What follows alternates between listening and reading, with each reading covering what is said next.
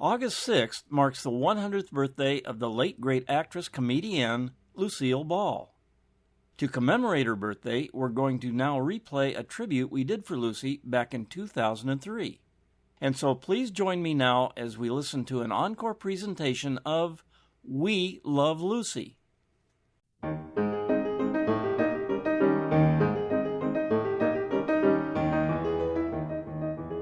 Hi, this is Jerry Hendigas inviting you to join me as once again we relive those great old radio classics.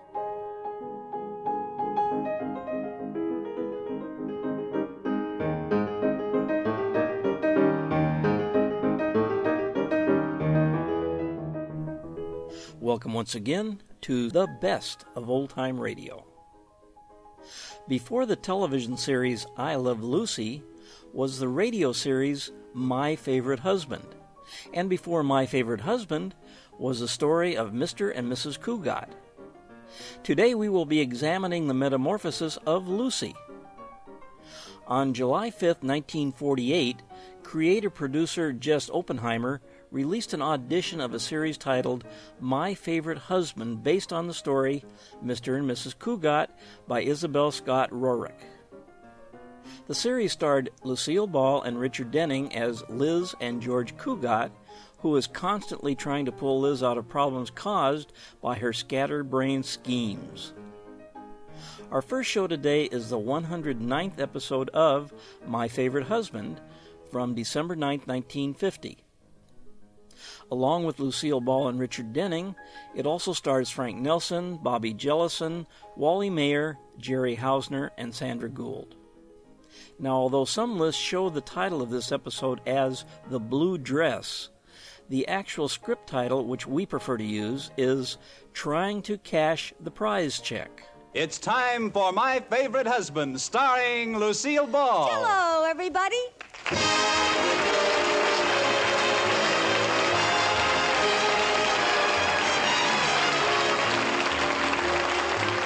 Yes, it's the Gay Family series starring Lucille Ball with Richard Denning. Transcribed and brought to you by the Jell-O family of red letter desserts. Oh, the big red letters stand for the Jell-O family. Oh, the big red letters stand for the Jell-O family. That's Jell-O. Yum, yum, yum. Jell-O puddings. Yum, yum, yum. Jell-O tapioca puddings. Yes, sirree. And now Lucille Ball with Richard Denning as Liz and George Cooper. Two people who live together and like it.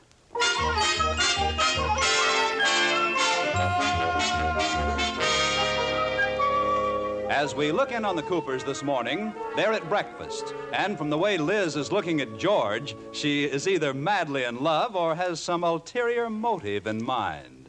George. You look so pretty in that blue shirt. Now stop the flattery, because you're not getting that new dress that's advertised in the paper. Oh, did you see the ad? Yes. Someone had cleverly pasted it on the bathroom mirror. Oh, those stores will do anything to sell merchandise. They're shameless. Yeah, well, George, now that fate has stepped in and brought the dress to your attention, may I buy it to wear to the club dance Saturday? It's only $89.50. Please, Liz, not while I'm drinking coffee. $89.50 for one dress? Well, maybe I could do without the stole. Then it would only be $69.50. $20 for that roller towel with fringe? It happens to be crocheted with gold tassels on it. It's a steal. I thought it was a stole. Oh, never mind. Do I get it? I'll give you 3 to answer yes. 1, 2, 3. 4, 5, 6? 7, 8? Save your breath, Liz. Oh, I'm going to get that dress, George Cooper, by hook or crook. Well, it'll have to be by crook. You're not going to hook me for it. Okay, you're forcing me into a life of crime. I'm going upstairs and get my burglar's mask and a bobby. Jimmy. You burgle your way and I'll burgle mine. Goodbye. See you in jail.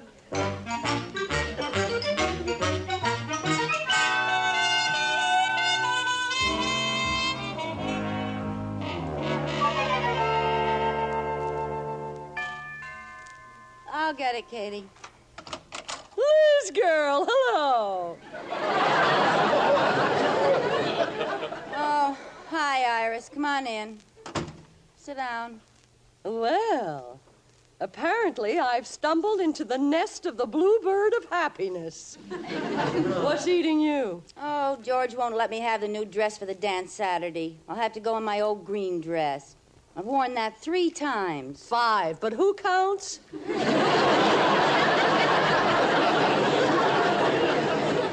Go on, make jokes. Look, you come along with me, Liz, and you'll forget all about your troubles. Where are you going? To a radio broadcast. Everybody Wins with Happy Hal Brubaker. Oh, that sounds ginger peachy. Come on, maybe you'll win enough money to buy a new dress. Well, Who knows? Maybe you'll even be chosen Queen for the Morning. Queen for the morning? Uh-huh. It's only a local show. They can't afford to make you queen for the whole day.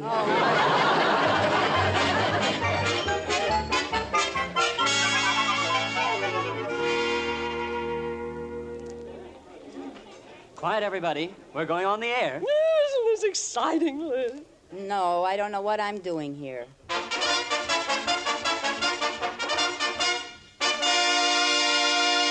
Once again, it's time for Everybody Wins. And here's your MC, Happy Hal Brubaker. Hello!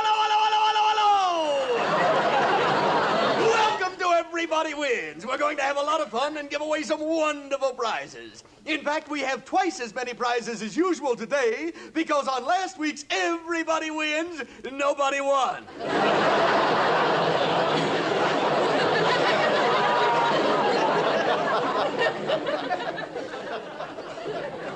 Why don't they call it Everybody Loses? Why don't you keep your big mouth shut? And here's a word from our sponsor. Grandma Grimes dares them all.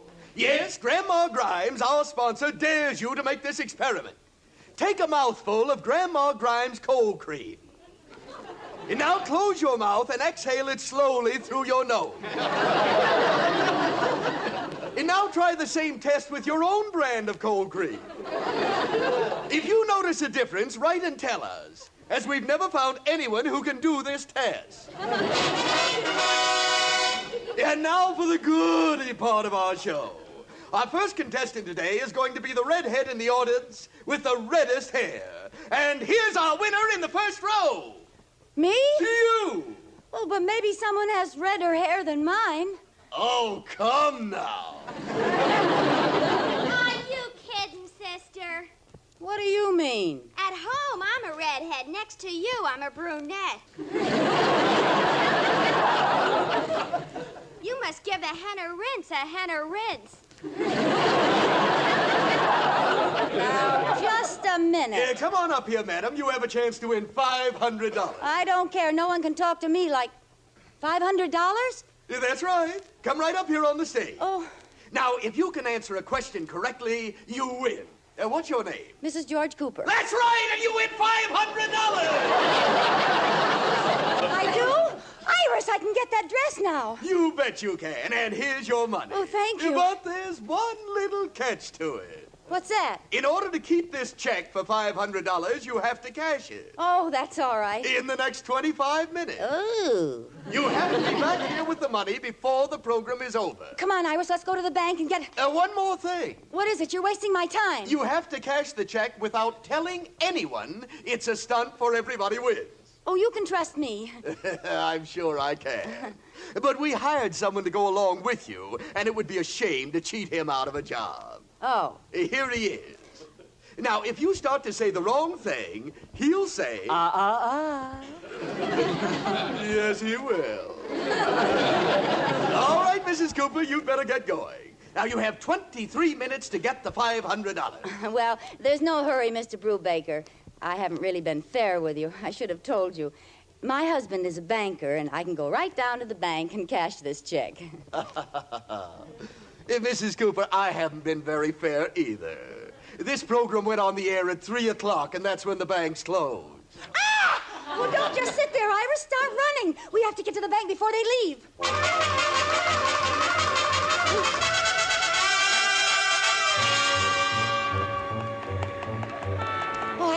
haven't gone? So do I. Oh, good. There's a guard inside the door, see? I've never seen that one before. No. Open the door, please. He's shaking his head and pointing to the clock. I know what time it is. Open the door. Open this door. But listen, he's trying to say something. You officers in the status bar and the Dallas and breakfast order orders? What? Officers in the status bar and the breakfast order.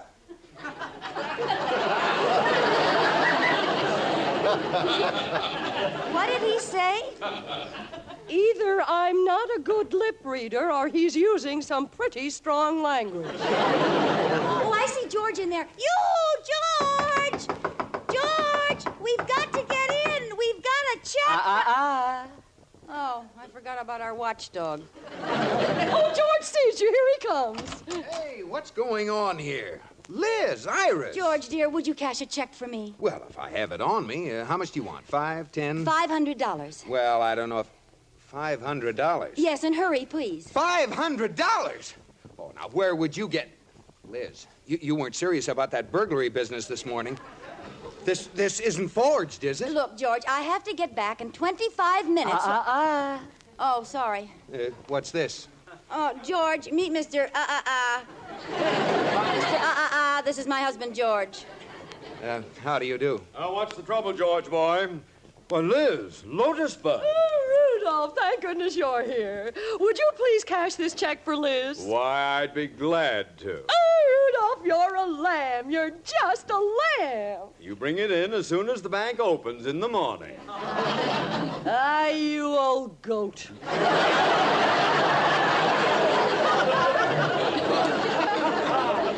Old? Look, both of you, this is terribly important. And why, pray? Well, you see, Iris and I went down to the... Oh, I'm sorry. What's this all about, Liz? If I can just cash this check in the next... Oh, I'm sorry. Oh, Liz, we've spent 10 minutes already. Mr. Atterbury, cash this check for me, please. Sorry, Liz. Give me one good reason why. I'll tell you exactly why I can't cash this check. You see, Oh, I'm sorry.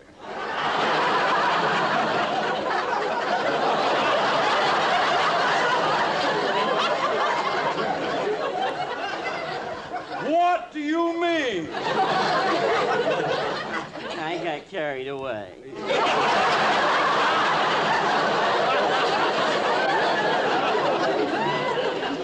There's a state law that banks close at 3 o'clock.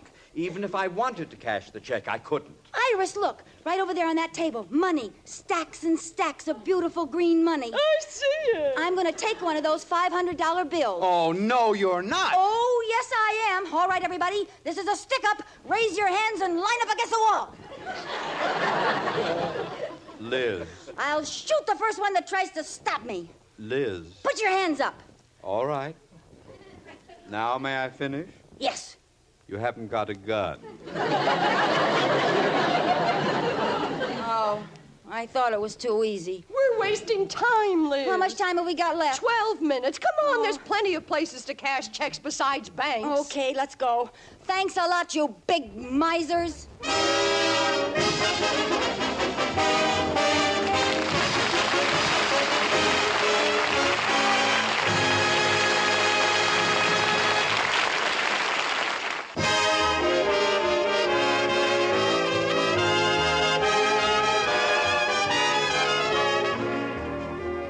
As we look in on the Coopers again, Liz and Iris have just left the bank to try to find another place to cash the $500 check from Everybody Wins, which Liz can keep if she can cash it in the next 15 minutes. George and Mr. Atterbury prepare to return to their work. George, boy, have the other employees gone home? Yes. Good. We can turn on the radio. I wouldn't want anyone to know we go over the books with Arthur Godfrey. Thank you, Mrs. Malone, for being such a good sport and jumping off the high ladder with an umbrella. You missed the mattress, so you don't get a prize.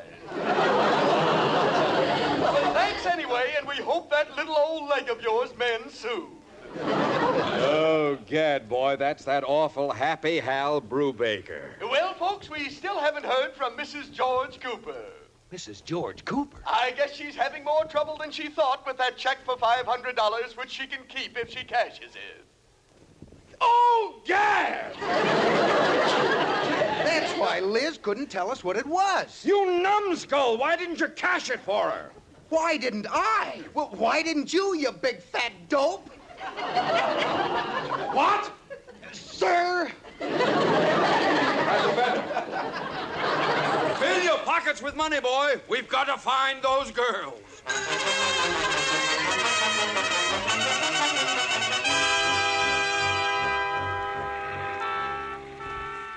Where'll we go, Iris? Where'll we go? There, right down the street. See that sign? Where? Do you need money? Oh, yes. That's the first time I ever saw in neon. Let's go in. I'll borrow $500 and cash your check for you. Okay. Good afternoon. Do you need money? Yes. I'd like to borrow $500, please. Of course. Just put your signature here. Oh, there. Fine. And now we count out 1, 2, 3, 4, 5 $100 bills. Is that all? That's all. My goodness. I certainly was mistaken about places like this. Of course you were. Now I deduct the interest and the carrying charges, and here's your money. $14.32. What? And you pay us back at the rate of $50 a week for 36 weeks. $14? She has to give me $500. Oh, why didn't you say so? If you want $500, you have to borrow $13,000. Skip it. We don't need money that bad. Come on, Iris. Well, how much time do we have left? 6 minutes. We're dead. No, we have one more chance. Old Mr. Trimble at the grocery. He'll cash it for me if he's got it. Good. Look out. What? Step back in the doorway, Liz. Oh, well, what's the matter? Look, running down the street, George and Rudolph. Oh, that's all we need. If they find us, they'll make us tell them where we got the check, and that'll kill the rest of our time. Quick, into the taxi at the curb. Okay. Trimble's grocery store driver. As fast as you can go.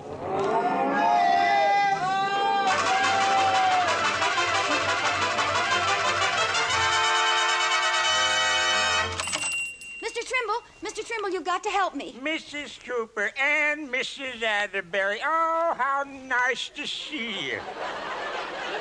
Hi. Mr. Trimble, will you cash a check for me? Why, sure. Oh, say, Mrs. Cooper, I'm glad you dropped in. Thank you. You know that eggplant I sold you last week? Yes. How did that cook up? Oh, fine. Now, here's the check. You know, I was worried about that. When you left the store, I said to Martha, and that's my wife, Martha. Yes, I know. Martha, I said I shouldn't have sold Mrs. Cooper that eggplant. It was a mite mushy. Yeah, well, it was fine. Look, I want you to cash a check for me, and I'm in a terrible hurry. Oh, well, why didn't you say so? If you're in a hurry, you shouldn't stand there jawing. I think his head's a mite mushy. Never mind. Here's the check, Mr. Trimble. Do you think you can cash it? Let me see. Oh, sure, I can handle this. Oh, good. We done a big business today. That's wonderful. Well, let's get in the cash drawer here. That's to tell me when anyone's in the cash drawer. Now, let me see here. 10, 20... 30 and 50. That's 1. 150. 250. 350. Please, I'll get all mixed up. Let's see now. 150. 250. 350. 4. 450, 475. Yes, sir. Here she is. $5. $5? Mr. Trimble, look at that check again.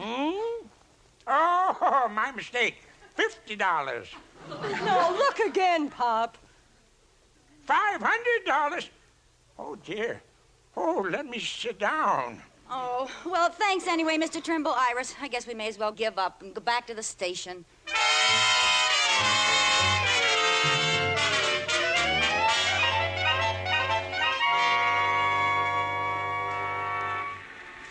Well, we lost them, Mr. Atterbury. They got into that cab all right. Oh, those idiots. Oh, what'll we do now? What time is it? 27 minutes past 3. We still have 3 minutes. Let's go down to the radio station and see if they're there.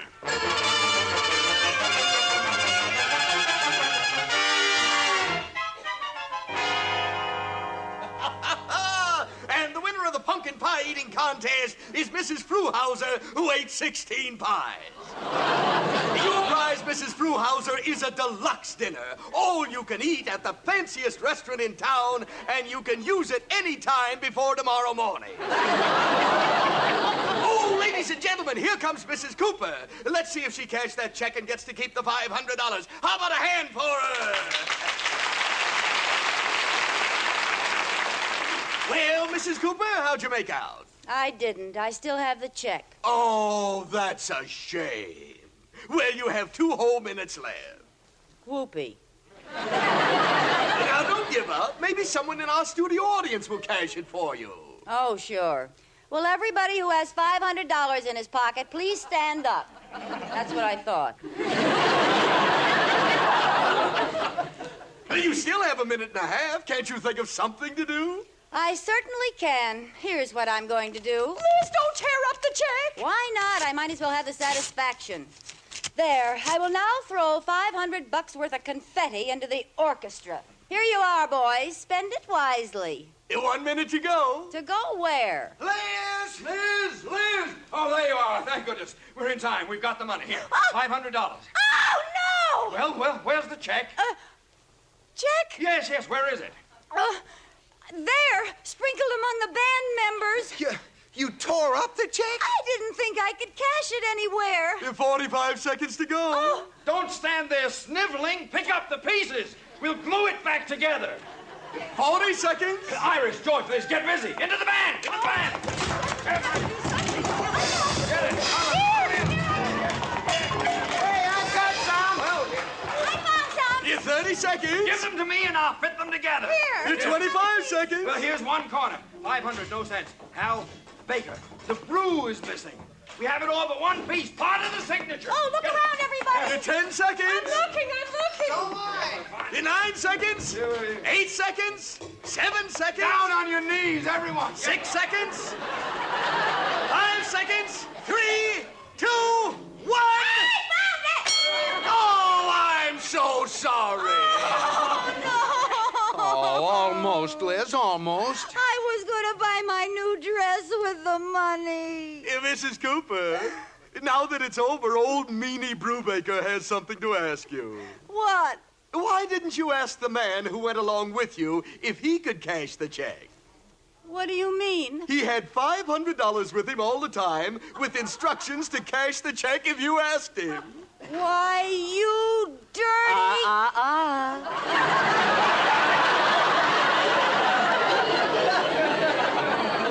Oh, that's the dirtiest trick I ever heard of. Oh, I'm a meanie. I'm sorry I don't have anything for you. Well, I have something for you. Take this.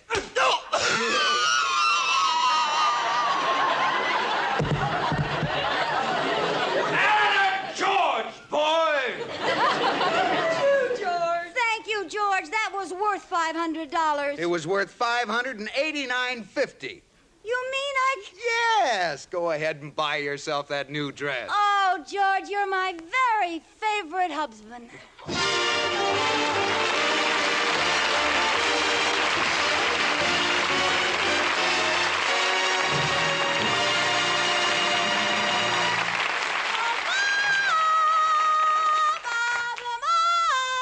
Yes, Lucille, what's the score tonight? Tonight, Robert, I'm going literary. I am a famous and cultured lady novelist, and you are interviewing me on the socio-political implications of my latest manuscript. A little implication music, Wilbur.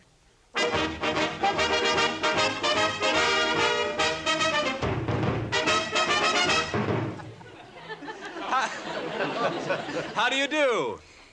Hello there. I'm looking for the famous novelist Elizabeth Doppelfinger Hoffenschmeiss. Elizabeth Doppelfinger Hoffenschmeiss. Yes. Speaking. You? Yes, I am she. Well, I want to talk to you about your new novel. Oh, yes. What was the name of that?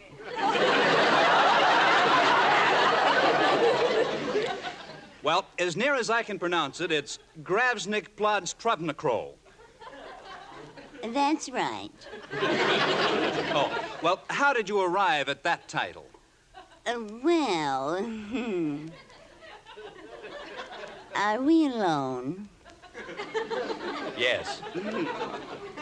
I got my fingers one key too far over on the typewriter.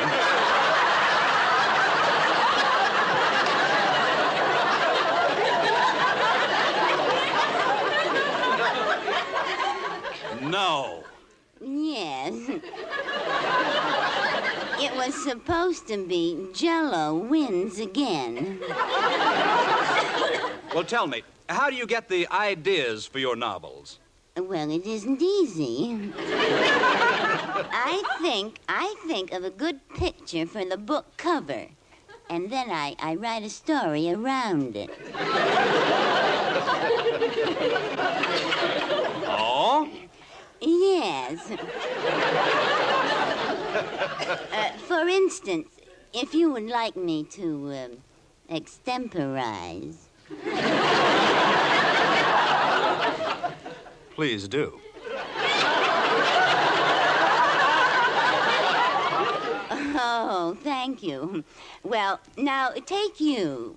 Ooh, that's a good idea. Come here. Now, just a minute! Oh, strictly business, huh? Well, what would you like to see more than anything else on a book cover? A bowl of Jell-O. You would? Yes, Jell-O with its 6 delicious flavors: strawberry, raspberry, cherry, orange, lemon, and lime. Yes. Jell-O that makes you think of the real ripe fruit itself. You don't have a feel for the romantic novel. Kiss me. Now, what would you like to see? Jell-O, because the flavor is locked in and can't get out till your first delectable spoonful. Jell-O with the big red letters on the box. Oh, he's a stubborn one, isn't he? Kiss me again. Now, look, you can kiss me from now until doomsday, and you won't be able to change my mind. Who cares? Think of the fun I'll have trying. This is Jerry Hendiga saying, stay tuned. More great old radio classics coming right up.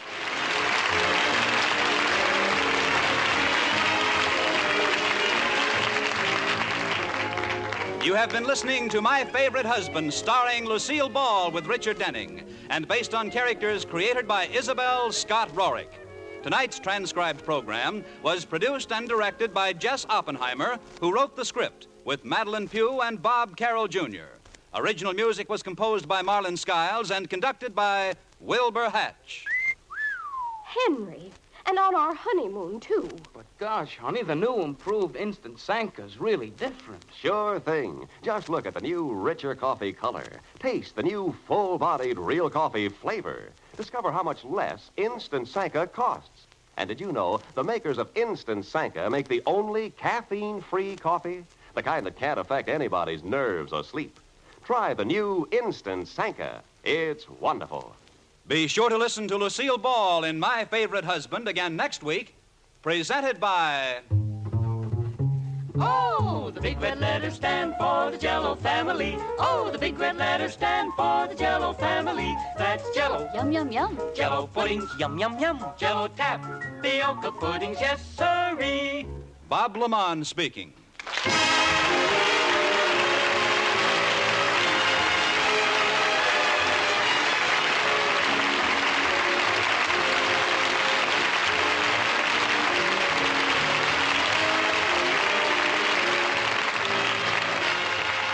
This is CBS, where you hear My Favorite Husband every Saturday night, the Columbia Broadcasting System.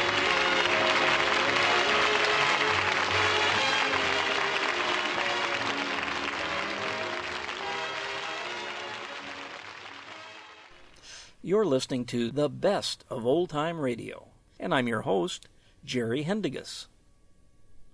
Our next program is from the This Is My Best series and is entitled Happily Ever After.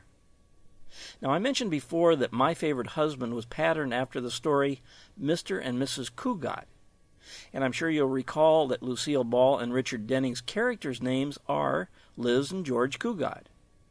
Well, here is that story. This could easily have been an early audition or at least inspiration for My Favorite Husband and then later I Love Lucy.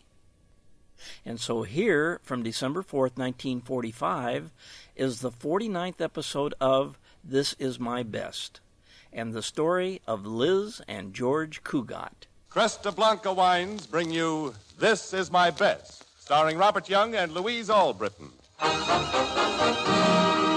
This Is My Best, America's great stars in the world's best stories. Presented each week for your entertainment by Cresta Blanca Wines. From the finest of the vines, Cresta Blanca Wines.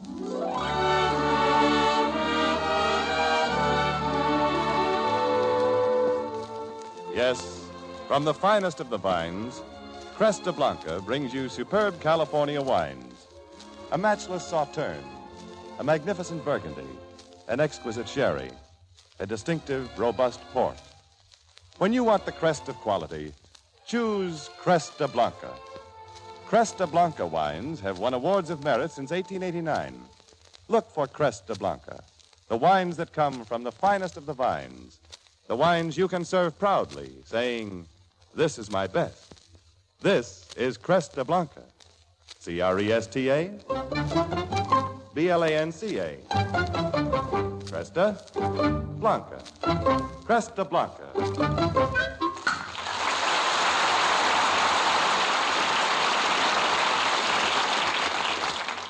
This is James Wallington, your Cresta Blanca host. Tonight, Shenley's Cresta Blanca Wines presents Robert Young and Louise Albritton as stars in Happily Ever After, based on a novel by Isabel Scott Rorick, Mr. and Mrs. Cugat.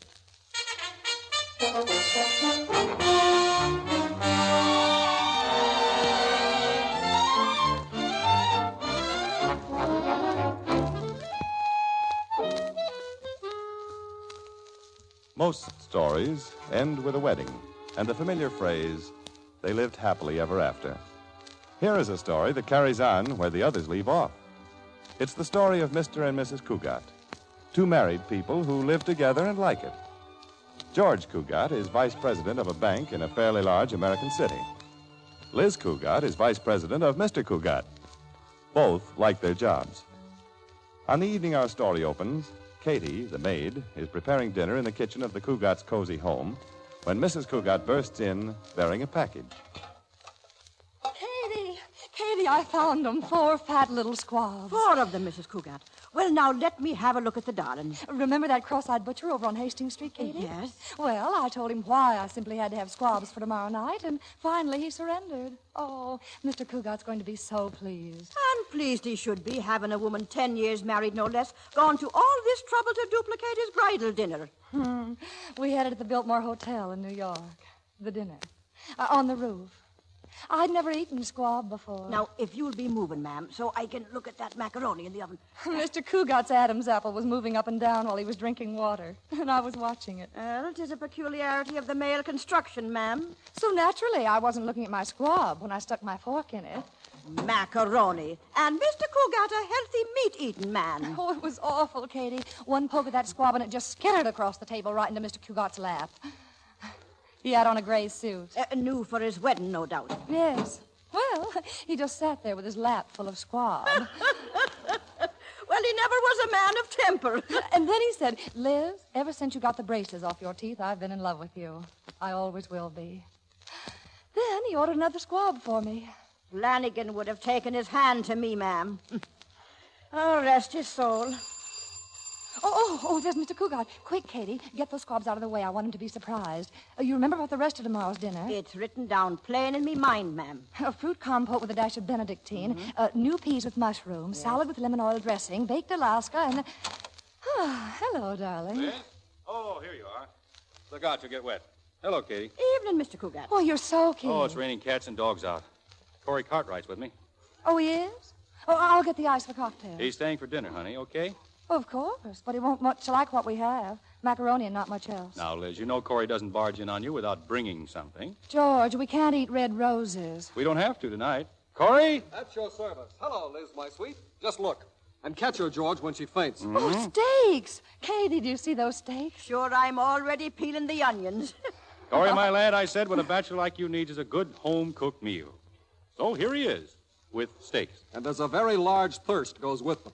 Come along, we'll fix that with a Cougat special old-fashioned. Bring the ice, Liz, and hurry. Right away, darling. Oh, now, isn't he the wonderful, dominating man? Just like one of them foreign sultans. Oh, now, not a word about the dinner tomorrow night, Katie. I want a real surprise for him. Oh, sure, there's many a woman who would like to surprise the likes of Mr. Cougat.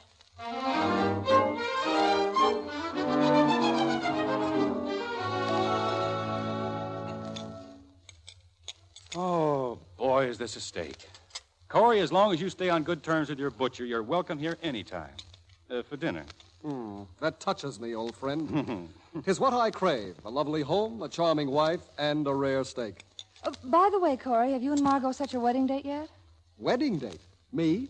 Oh, Corey, don't tell me you backed out of another engagement. Liz, darling, Corey never backs out of engagements. He walks right through them.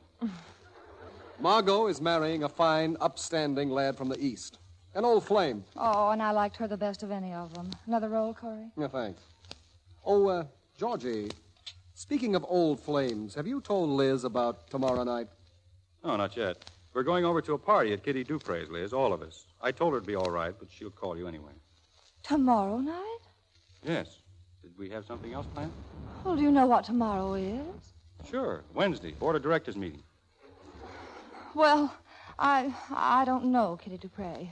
She was one of our gang in the old days, before you'd grown up, Liz. Oh. Martin Dupre, that's her husband, invented some patriotic gadget for airplanes. They bought the Harper place. Well, I always wondered who owned that castle. They must be rolling. Come on, Georgie.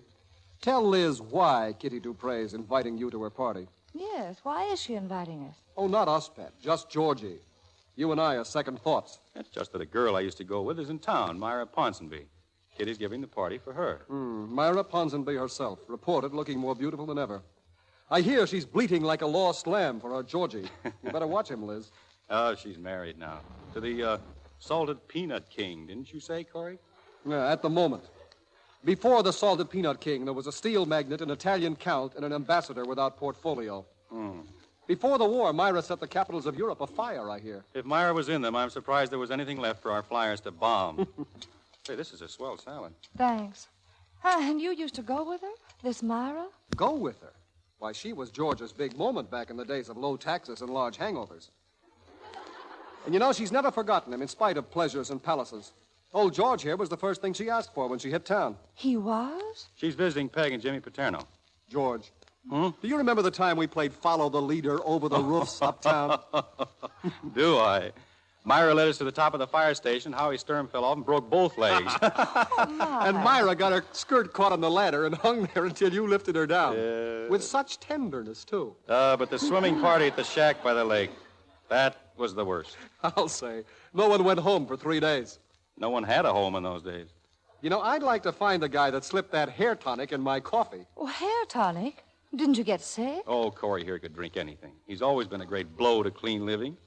Say, remember the handspring Myra did across the 18th green when you sank that 30-foot putt to win the golf tournament? It's a good thing she did it after I putted. My, it all sounds frightfully gay. Yes, it's going to be good to see Myra again. You say she's still beautiful, Corey? Not still, dear. Just beautiful. Hey, you're sure Mrs. Dupre wants me at her party? Oh, absolutely. Myra can hardly wait to get a look at the gal who finally hooked George. Oh, gosh. The matter, honey? Something disagree with you? No, I was just thinking about my black and gold dresses at the cleaners. Oh, did my 2 suits come back? Yeah, yesterday. All I have to wear tomorrow night is last summer's blue lace, and it never was much of a success. Oh, don't worry, honey. Nobody will notice your dress. Well, children, I hate to eat and run, but I have a date. I got something new lined up in females? Just window shopping at the moment, but could be. Won't you stay for coffee? No, I really must dash. Well, I'll tell Katie to serve the coffee in the living room, George. Fine. Watch your step, Corey. The price of diamond solitaires has gone up. You're telling me? Good night, Liz. It's been fun. Yes, Myra. Oh, I mean Corey, hasn't it?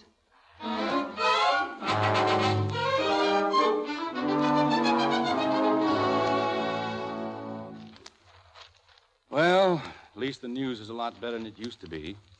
There's any coffee left there, Liz? A little, but it's not very hot. That's all right if it's sweet enough.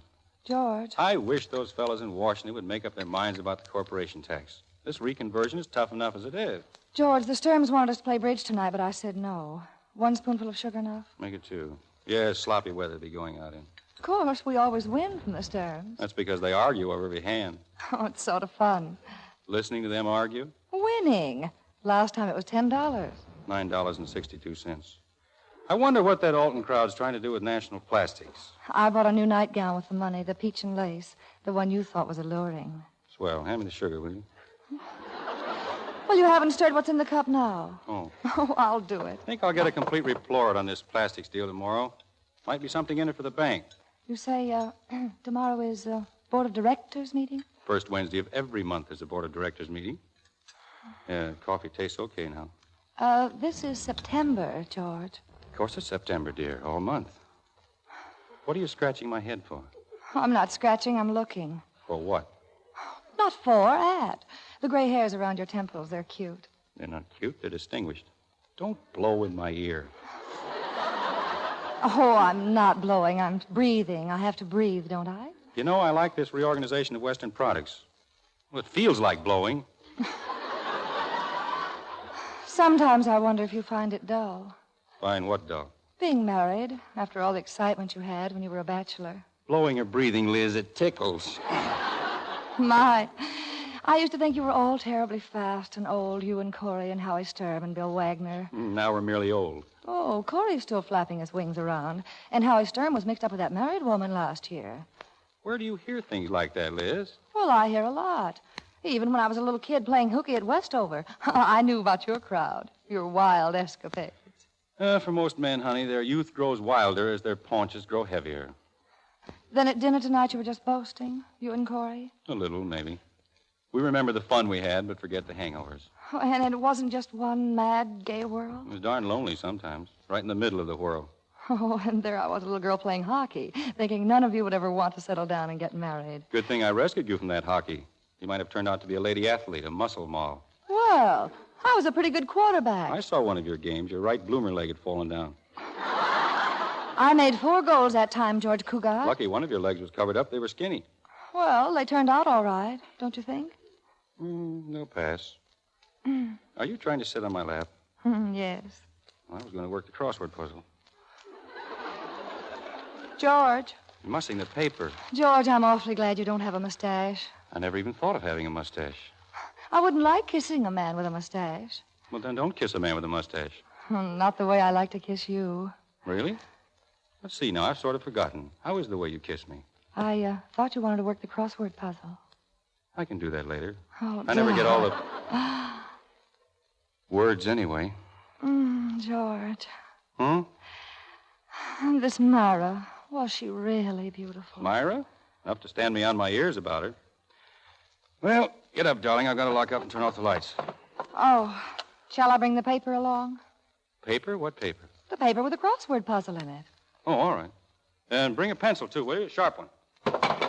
What's the matter, honey? Bump into the table? No, I kicked it.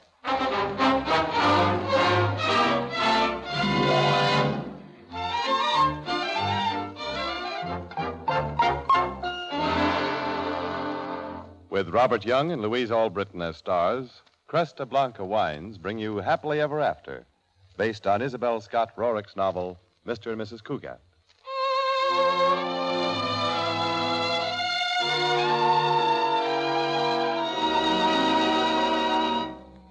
C-R-E-S-T-A B-L-A-N-C-A Cresta Blanca.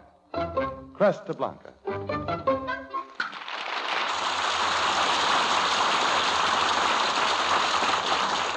Now, here is part 2 of Happily Ever After, starring Robert Young and Louise Albritton on Cresta Blanca's This Is My Best.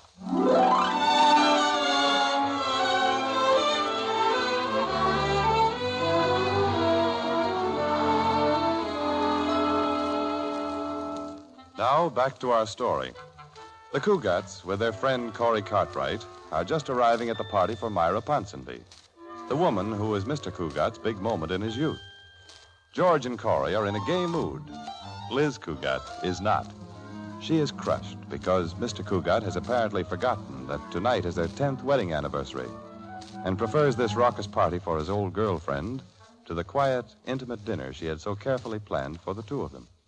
Kitty Dupre, the hostess, is just opening the door. What's the butler for if he don't answer the... George! Corey, you two old buzzards, you! Come right in. Kitty, light of my life. How are you? Hello, Kitty. Sorry we're late. Oh, you're just in time. The party's been waiting for you two spark plugs. No, just a quiet seat in the corner for two old men. That I gotta see. Come on, shed those rags. Be nice to the butler. He's my cousin. Oh, Kitty, this is my wife, Liz. Oh, how do you do, Mrs. Dupre? Kitty. Just call me Kitty.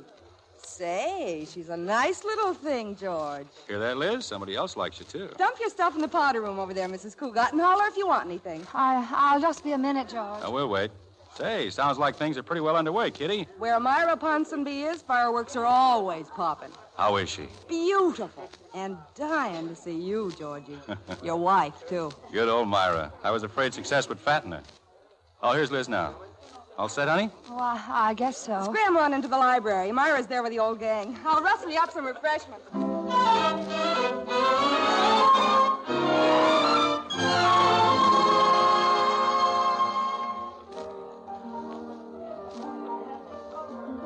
George. Ouch! Stop pinching my arm. George, over there by the fireplace. Is that her?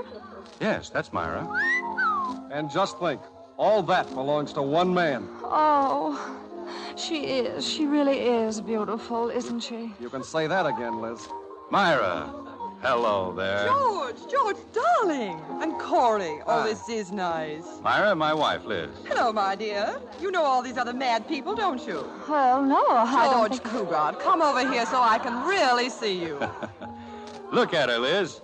Would you ever believe I once threw her into Logan's Pond? Oh, no. Oh, I could have murdered you that time, George. Ruining my brand new dress. You haven't turned into a stuffy banker after all. I was stuffy, darling, right up to a minute ago.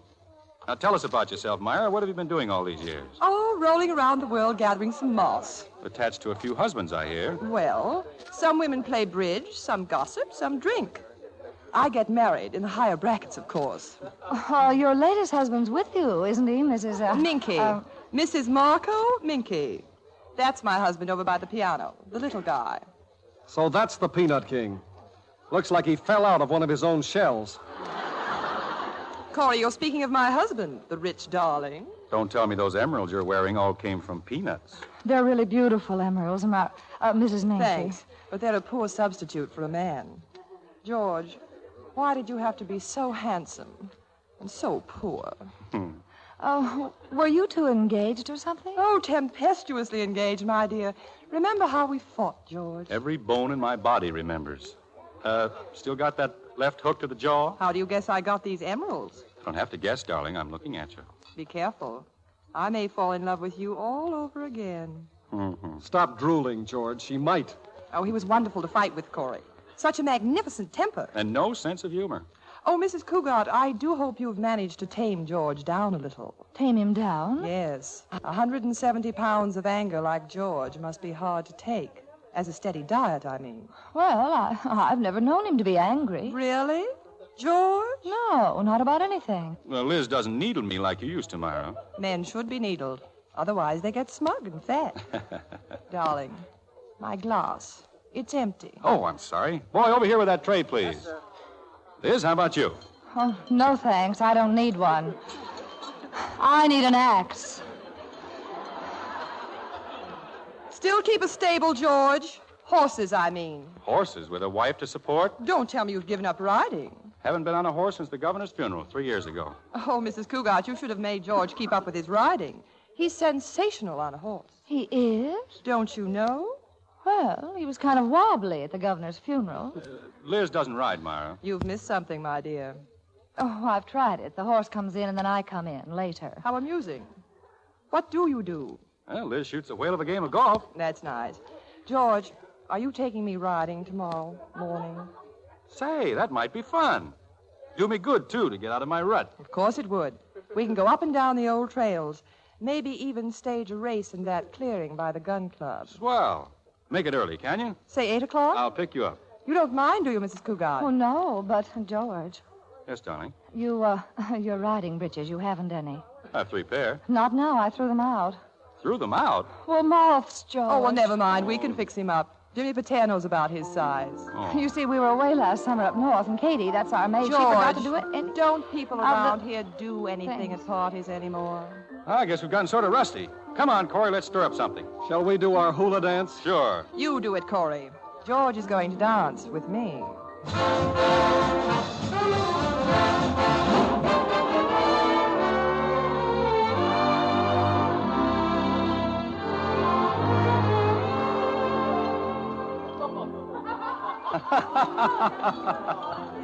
Oh, Myra, this is taking years off my life.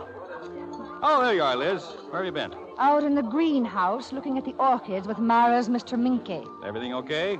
Well, I could use a shower and a rub-down. George, darling, I think I'm tired. Take me home. What about your husband? He bores me. I'll get my things. Coming along, Liz? Oh, Corey will take me home. Don't mind me.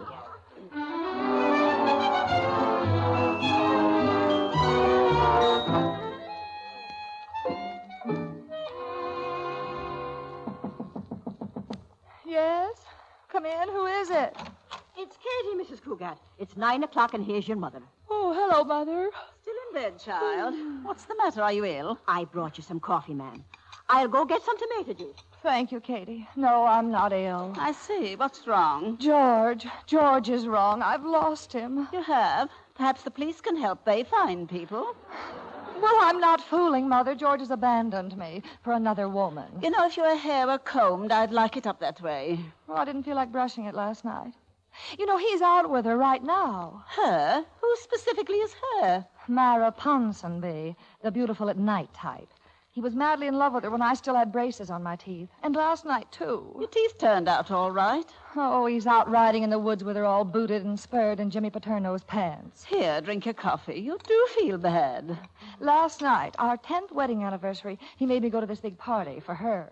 And after I'd practically torn the town apart getting squabs for our celebration dinner, just like the one we had the night we were married. Oh, he's never forgotten an anniversary before. You never forget the date of an anniversary, do you, dear? Certainly not. Why, that continental over-married glamour girl. She's just the leggy type that looks good on a horse, I'll bet. Oh, I feel like hitting something. Fine. Why don't you go out to the club and hit a golf ball? I'm so miserable, I'm afraid I'd play well. Oh, I know what I'll do. I'll drive all of George's pre-war golf balls smack into the creek. Take a cold shower first. Well, I'm off. Garden club luncheon today. Oh, he will forget an anniversary, will he? Men sometimes do. You have to keep reminding them of things, especially of yourself.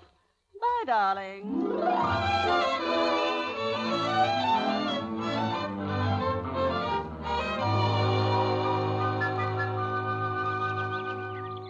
Hey, you're over swinging, Mrs. Cougat, and you got the club face wide open. That slice is from anger, Caddy. Well, what's the matter with the foursome up ahead? Are they trying to take root on the green? Oh, they're just studying their putts, man. Betting heavy, I guess. Oh, look at the ridiculous putting stance of that man in the long, sloppy sweater. Uh-huh. He's the silliest. Caddy, is that a tan sweater? Yeah, sort of a dirty tan, it looks from here. Oh, pick up my ball, Caddy. You gonna stop without even finishing a 9? Well, I want to get a good look at that man.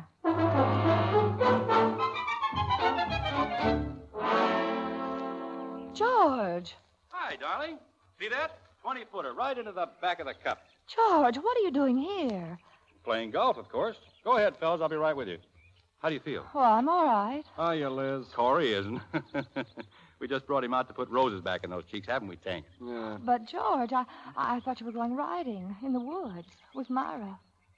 Oh, I forgot. Oh, but, darling, oh, that's dreadful. She must have waited and waited. Well, what'll I do? Well, it's not too late. We'll go into the club and call her. Oh, Liz, no. We've been trying to get this foursome together for weeks. All my bets are honeys, and we have them 3 down now. Can't you fix it some way? Me? With her? Sure, you can always cook up a good story. That's just your stuff. Tell her something, won't you? Well, I could think of a few things to tell her. Atta girl.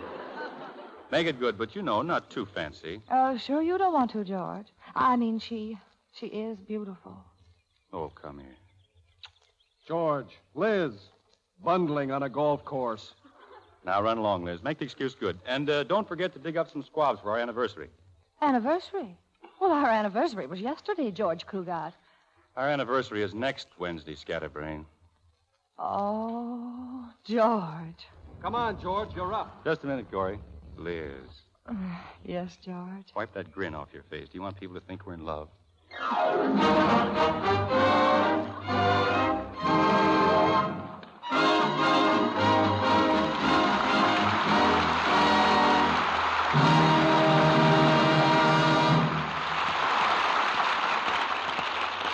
Denley's Cresta Blanca Wines join our audience here in Hollywood in applauding Robert Young and Louise Albritton for their performance in Happily Ever After. Our stars will be back in a few moments.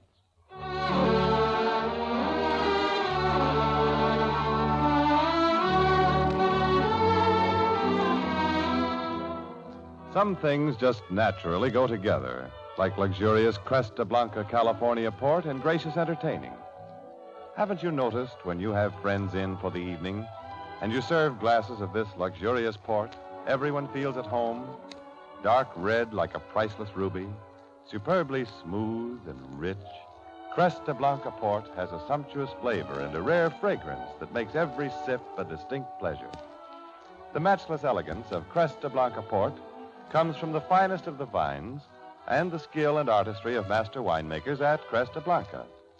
When you buy Cresta Blanca port at your favorite store or restaurant, you have chosen a fine wine you can serve proudly, saying, "This is my best.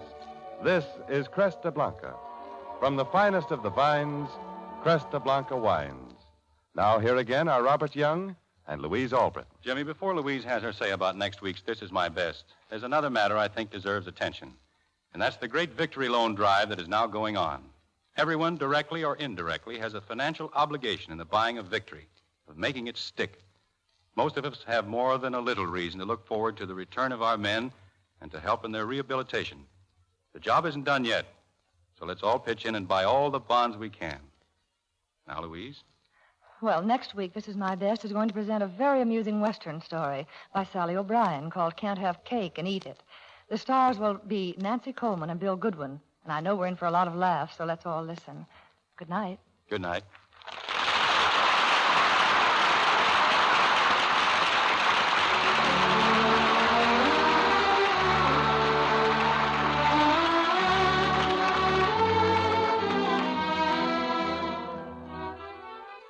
The musical score for tonight's performance of This Is My Best was composed and conducted by Bernard Katz. And our story was adapted for radio by Betty Hopkins and Dick Carroll. Myra was played by Jacqueline DeWitt, and Corey by True Boardman. Robert Young soon will be seen starring in the RKO picture Lady Luck, and Louise Albritton in Universal's production Tangier. Don't forget next week when Nancy Coleman and Bill Goodwin will star in Can't Have Cake and Eat It. And remember, whenever you dine, dine with wine, and make it the best wine. Cresta Blanca.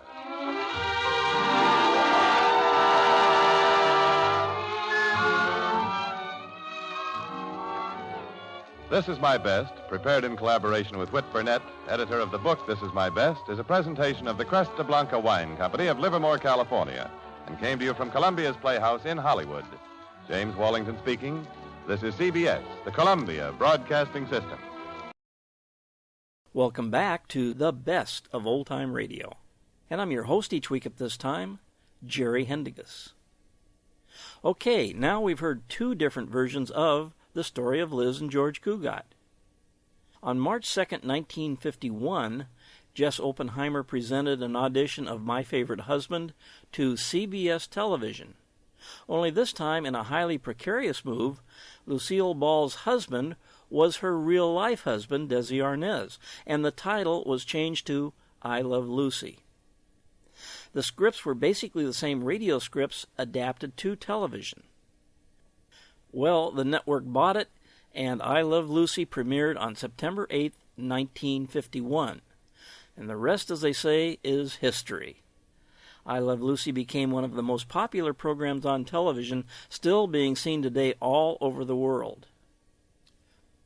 Spurred on by the television series' success, on February 27, 1952, an audition show was presented of the radio version of I Love Lucy, and we are going to be listening to that pilot episode now. As with the television series, it also stars Vivian Vance and William Frawley as Ethel and Fred Mertz. This pilot was produced by taking the audio track of a television show and inserting commentary bridges by Desi Arnaz to fill in the gaps caused by visual-only scenes. Now, as you listen to this program, you'll notice quite a difference between the television audio and the bridges made for radio. The series never did make it to radio, and it's my opinion that had a little more effort been made to produce a quality radio version instead of trying to adapt a television audio to radio audio, it would have gone over very well. See what you think as we listen to the audition show of I Love Lucy from February 27, 1952, entitled Too Much Noise.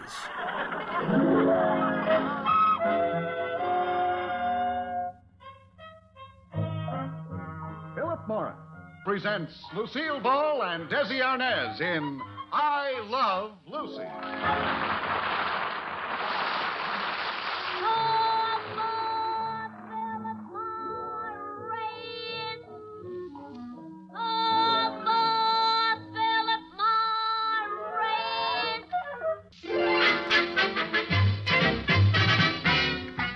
By transcription, let's join Lucille Ball and Desi Arnaz as Lucy and Ricky Ricardo in I Love Lucy.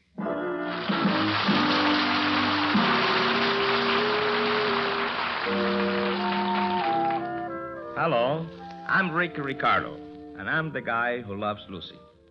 The whole thing started 10 years ago. I had just come to this country from Cuba, and I didn't know much about your customs. The first girl I had a date with was Lucy. It was a romantic night. And after all, I had a reputation to live up to as a Latin lover, so I kissed her goodnight. It was right then that she told me that under the Constitution of the United States, if a man kisses a girl, he has to marry her. By the time I found out she tricked me, I didn't care. Because after all, if I hadn't married her, I would have married someone else. And Lucy's just like any other American girl who is pretty, charming, witty, and partly insane. She's always doing such crazy things. Take the other night, for instance. I came home about midnight from the Tropicana. That's the nightclub where I work. Now, some wives would be fast asleep in bed, but not Lucy. She invited our landlord, Fred Mertz, and his wife, Ethel, who live on the floor below us, to come over for a little jam session. So naturally, being something of a singer myself, I joined in.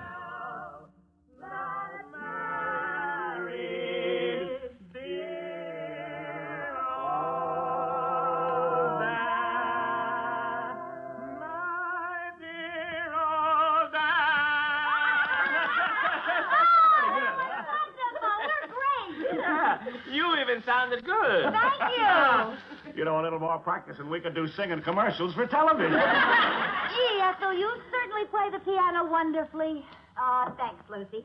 Hey, how about Sweet Sue? Yeah, that has a nice harmony, all right? Da-da-da-da-da-da. Oh, wait a minute, Ethel. It's 2 o'clock in the morning. Well, what about it, honey? Yeah, 2 o'clock's the perfect time for Sweet Sue. Yeah, I mean, it's a little late. Won't the other tenants complain? Complain on what, honey? About all the noise. Noise? Well, we're not making noise. We're making music. Yeah, let them phone the landlord. I'm not home. I always forget to hear the landlord. Yeah, come on. Besides, what's wrong with good friends harmonizing a little? That's what the world needs more of. You're right. Oh, it's so wonderful to have landlords like you two. What a break for us to have tenants like you two. Well, okay, Sweet Sue. Yeah, let's go. Look at this place, Lucy. You've taken such good good care of it, we could rent it tomorrow and not have to change a thing. Okay, Sweet Sue. Yeah. You know why, Ethel? It was in such wonderful condition when we moved in. Well, all right, guys. Now, Sweet Sue. Ta-da-ta-da-ta-ta. You're the nicest tenant I ever had. And you're certainly the nicest landlady I've ever had. Man, this is the most sickening conversation I've ever heard. You're so right. Oh, you two have no sentiment. I move that we dedicate the next number to our wonderful friendship. I subscribe to that, friend, Here we go. Da-da-da-da-da-da. Every star above knows the one I love. Sweet Sue, that's you. No one else is here. Never share my dreams. Oh, without you, dear, I don't know what I do. In this heart of mine, you live on the line. Sweet Sue, that's you. Nobody but you. Yeah, we gotta get out of here. You gotta go. Thanks for everything, Rick. We've enjoyed it. You give up, Brad. See you in the morning. Goodbye, Al. You come back out. Good night.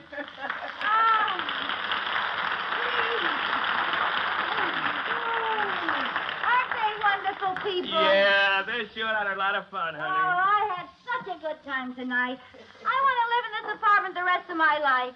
Well, honey, I think that you and I and Fred and Ethel are fated to go through life together. Yep. Hey, look. Ethel left her rings here. Oh, yeah. You know, honey, she's absolutely right. People ought to do more singing in this world. That's right, honey. Every star above knows the one I love. Sweet Sue, yes, you. No one else is seen. Ever share my dreams. And without you, I don't know what I do.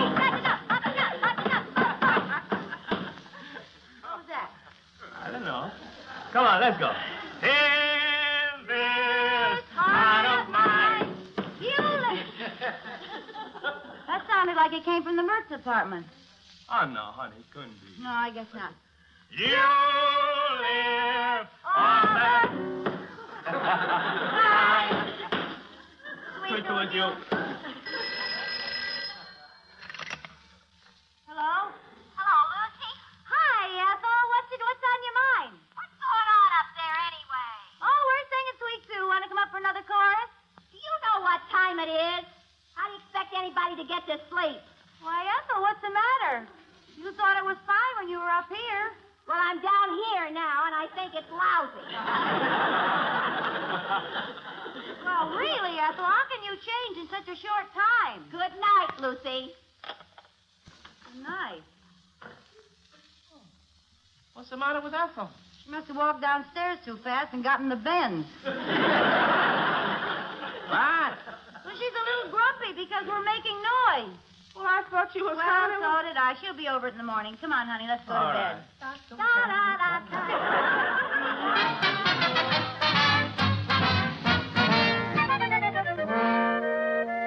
Lucy and I decided to ignore the Mercer's phone call and get ready for bed. Now, this should be a fairly simple thing to do, but not with Lucy and me. We always argue about the temperature of the bedroom. Lucy, who is part polar bear, likes lots of fresh air.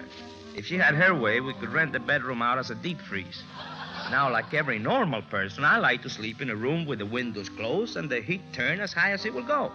You know, warm and cozy. As usual, the battle of the bloodstream began. Lucy put the window up. I put the window down.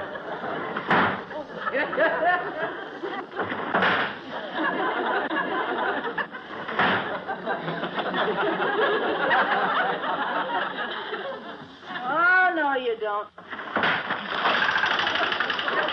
Now, what do you want me to do? A little fresh air isn't going to hurt you, you hothouse plant.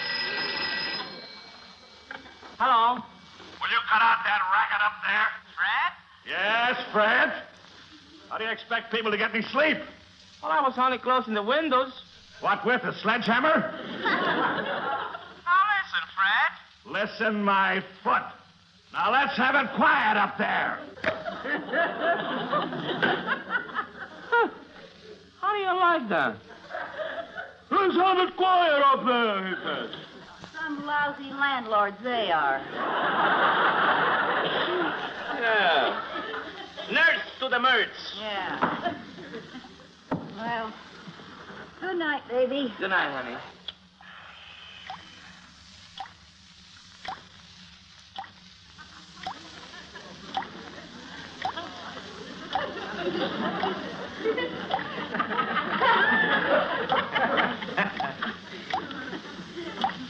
Oh, no.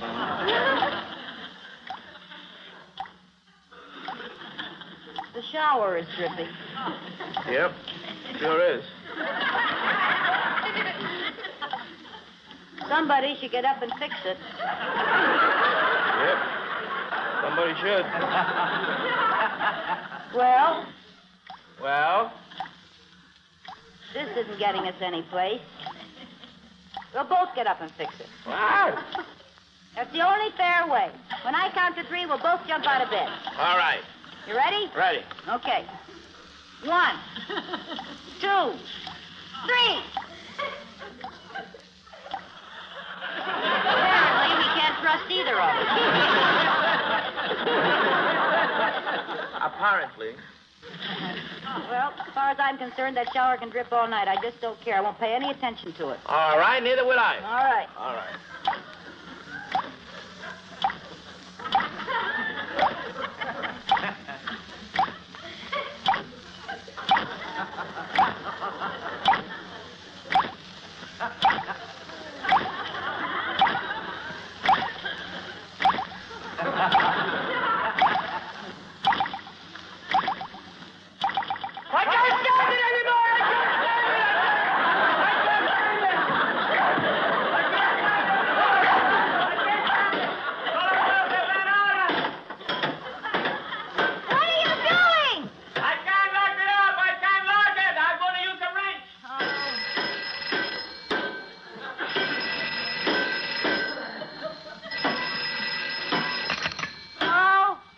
What's going on up there now?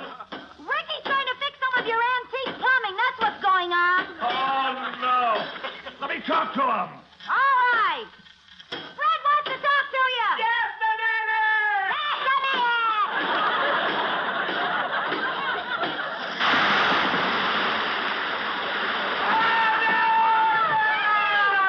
Ricky, what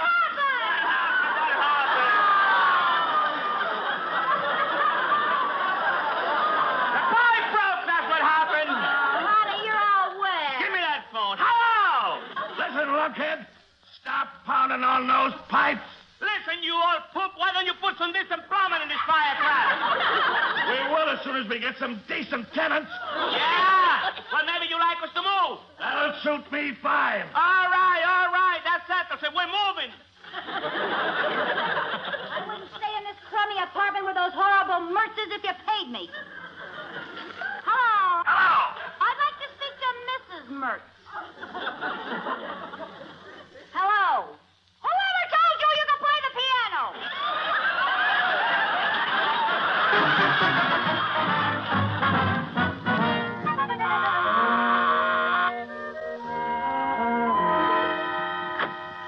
Good morning. I hate to bother you, Mrs. Ricardo, but I believe I left my diamond rings on your piano last night.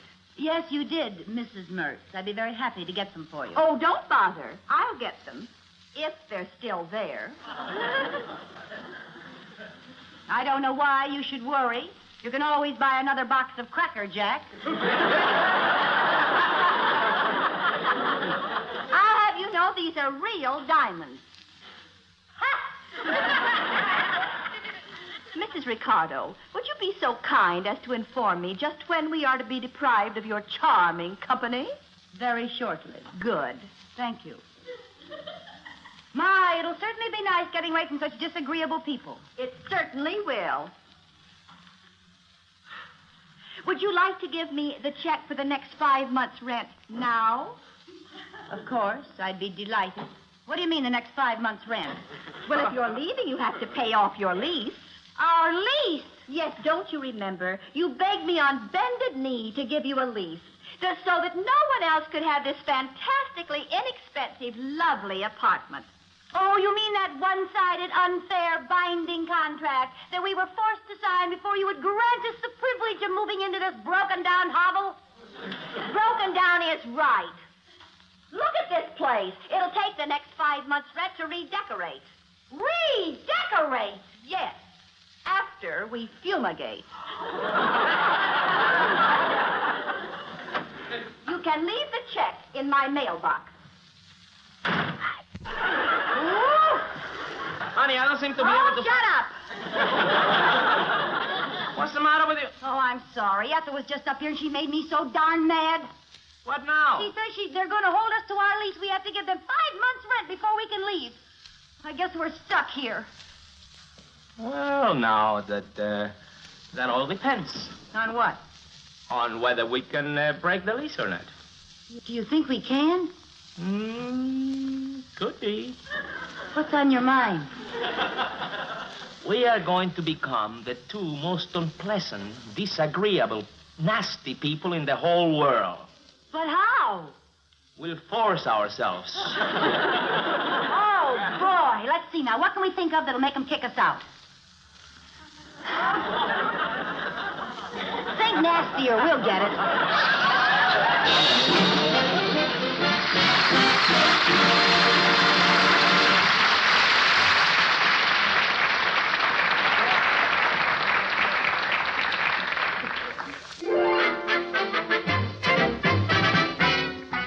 And now back to I Love Lucy, starring Lucille Ball and Desi Arnaz as Lucy and Ricky Ricardo.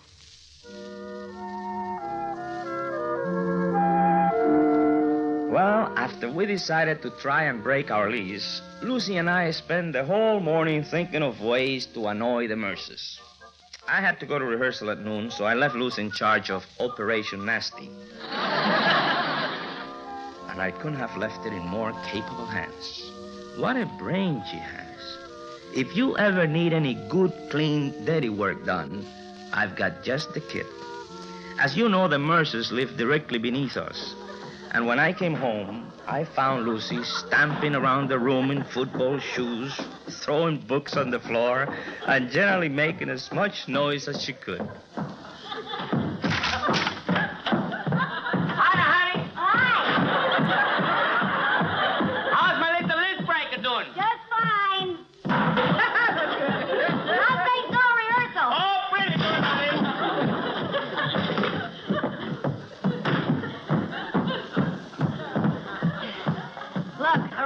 Hammer. Watch. Hey,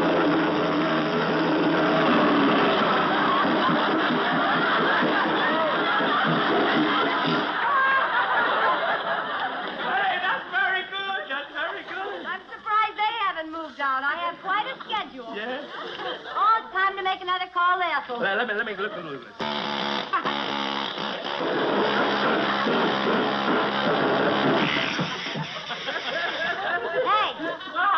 Get this. Yeah. Hello, this is the Ajax Salvage Company. We buy old glass. I understand you have some rings that you're interested in selling.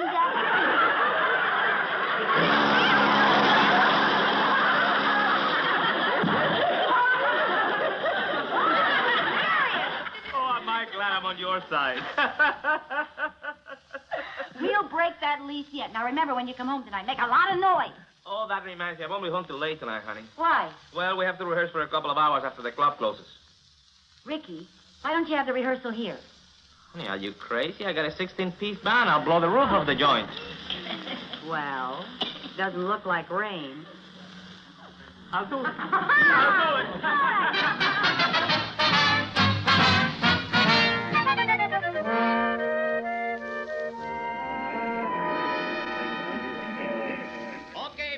Remember, this is to break the lease, so make it loud. 1, 2.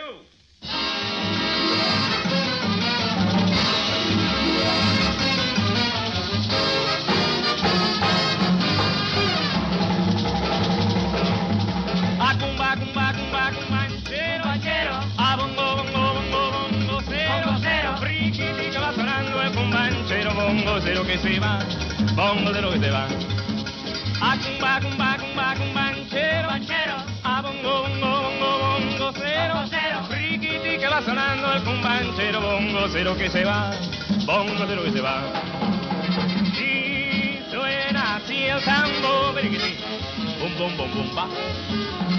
Y vuelve a repicar, beriquiti, bum, bum, bum, bum, ba. A cumba, cumba, cumba, cumbanchero, a bongo, bongo, bongo, bongocero, riquiti que va sonando el cumbanchero, bongocero que se va, bongocero que se va. ¡Ah!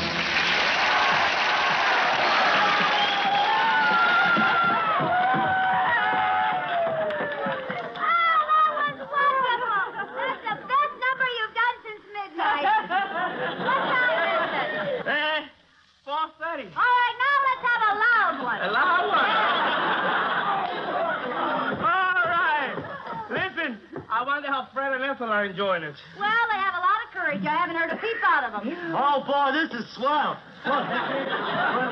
Honey, who are all these people? I don't know, but the more the noisier. Yeah? All right. We'll dedicate the next number to Fred and Ethel Merck. Right. All right. Fred and Ethel Merck? Yes, our lovely landlord. They won't hear this. They're still down in the street. Down in the street? Yes, they have a big sign that says jam session tonight. Ricky Ricardo in person. And they're selling tickets. Oh, no!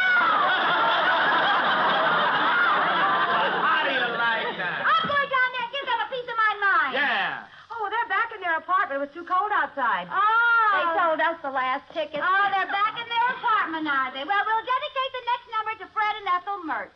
An old Cuban folk dance called El Breako the Liso. El Breako the Liso? Yes. How does this old Cuban folk dance go? Ta-dum, ta-dum, ta-dum, ta-da-da-da-da. Oh, that's right.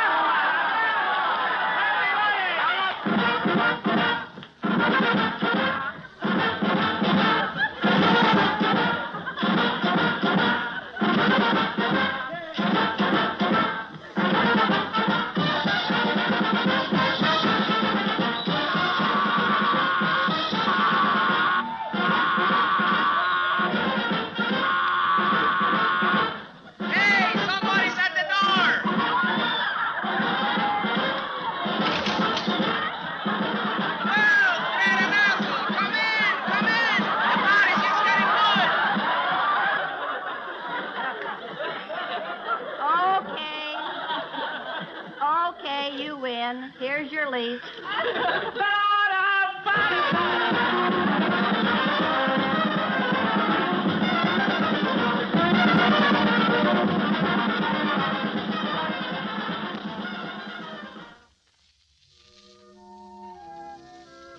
Well, the next few days we spent packing.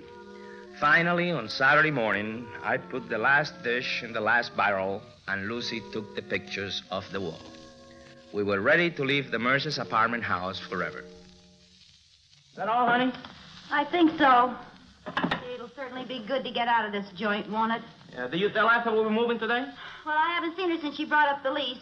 I mailed her a note telling her to come up and get the keys today. What shall I do about this? What is it? There's a picture of us and Fred and Ethel taken in Atlantic City last summer. Oh. We sure had a lot of fun there, didn't we? Yeah. What shall I do, throw it away? Oh, no, I better pack it. Huh? Well, we can always cut them out with the scissors. What are all these things here? Oh, there's some things I borrowed from Ethel. She has a lot of my things, too, if she hasn't sold them. You know, I got a lot of tools that belong to Fred. Some of them we bought together. What shall I do with those? I don't know. Gee, it's amazing we could have been such good friends with a couple of stinkers. Yeah. We sure had a lot of fun in the last 9 years. Until they show their true colors. Yeah. Well, that just shows you how sneaky they are. Yeah. Hey, honey, you want some paper for that? Come in, please. Oh, these are yours. Oh, thanks.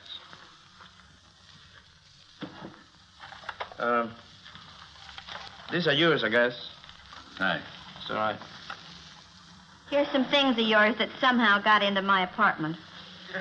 Thanks. There are some of your things that I managed to get hold of. It's all there. You can count it if you like. Oh, well, that won't be necessary, Mrs. Mertz. I trust you. You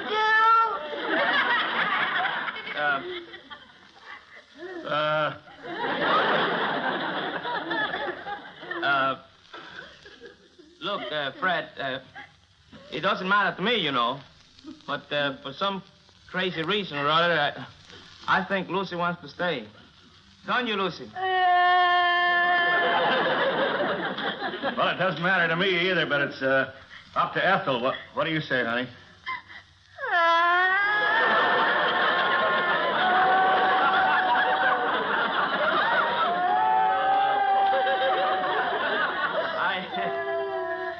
You heard what the girl said.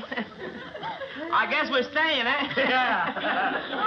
Only this time I want a long lease so that we don't ever get kicked out. Well, Fred? well, what do you know? I just happen to have a new lease already made out.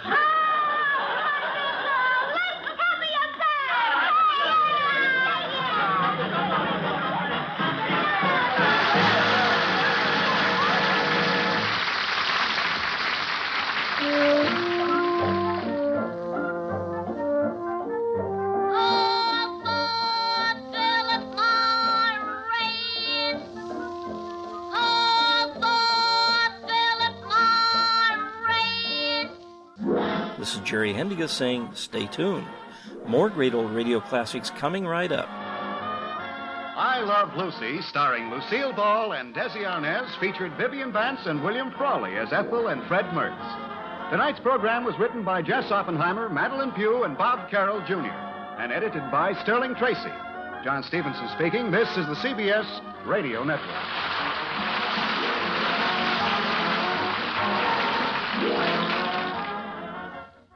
You're listening to The Best of Old Time Radio, and I'm your host, Jerry Hendigas.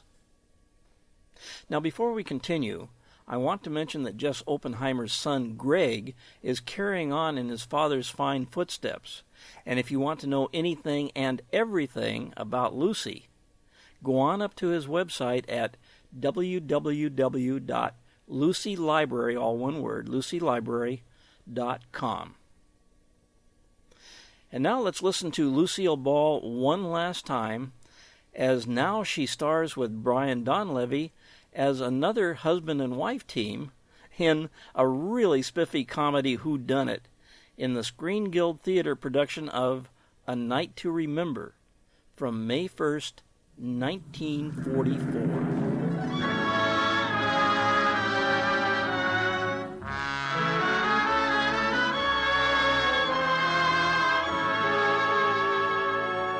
Lady Esther presents the Screen Guild Players.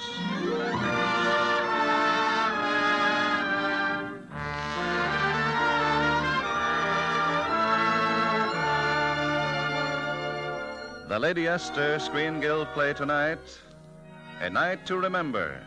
The starring players... This is Lucille Ball. This is Brian Donlevy.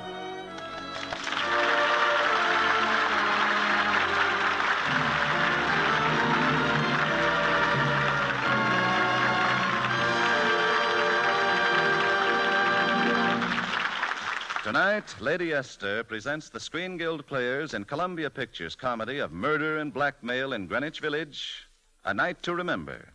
It stars Brian Donlevy as Jeffrey Troy and Lucille Ball as his wife, Nancy. The Lady Esther, Screen Guild Players in A Night to Remember.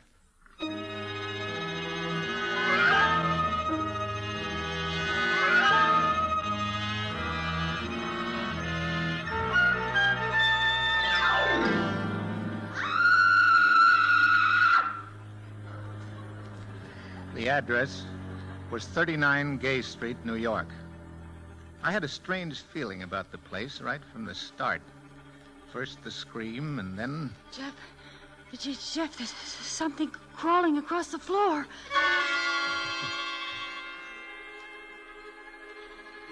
39 Gay Street, New York. You know, an artist might call that Greenwich Village. A social worker might call it the slums. Sure, I pointed all that out to Nancy, but she was sort of sensitive, I guess, because, you see, she'd rented the place without even asking me, and, well, anyway, you know how women are.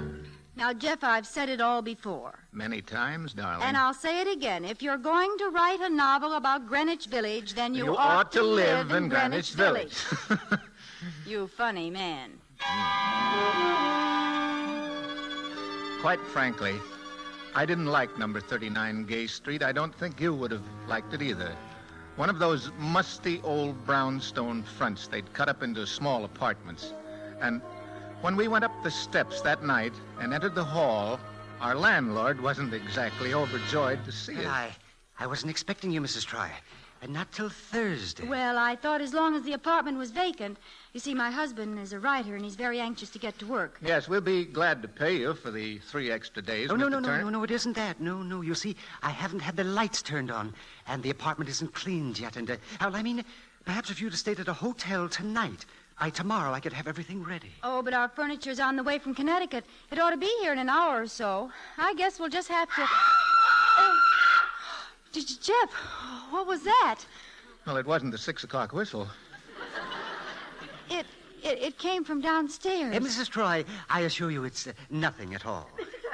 Mr. Turner, it happened again. Well, what happened? Down in the basement, that thing, whatever it is, it crawled across my feet. Stop that, Mrs. Salter. Stop it at once. Now, you go to my apartment and wait for me there. Yes, sir. Yes, sir. Say, what did she mean? Oh, you mustn't mind her, Mr. Troy. She's my janitor, you see. Oh. An excellent worker, strong as an ox, but when she works in the basement, she gets hallucinations. That's absurd, isn't it? Yeah, silly. Well, if you'll lend us some candles, Mr. Turner, we'll have a look at our little nest. Come along, Nancy. Let's you and me go up, huh? Jeff, It isn't up, it's down. Well, then let's go down and see our little... Down? I forgot to tell you, it's the basement apartment. It didn't look so bad by candlelight. The living room was pretty fair size. One door opening on the street and another opening on the hall. And the bedroom had a door that opened right on a garden. That's what had Nancy so excited. Oh, just imagine, darling, a garden right outside your bedroom in the heart of New York. Why, we can even have a victory garden. Mm-hmm. Good soil, too. Lots of iron in it. How do you know? Well, isn't that a horseshoe lying there? Jeff, you found a lucky piece. Pick it up. Where'll I wear it? You just hold it tight and make a wish. Oh. Okay, I've made it. What'd you wish? Well, while we're waiting for our furniture, I wish we could find a restaurant where they still have some steaks.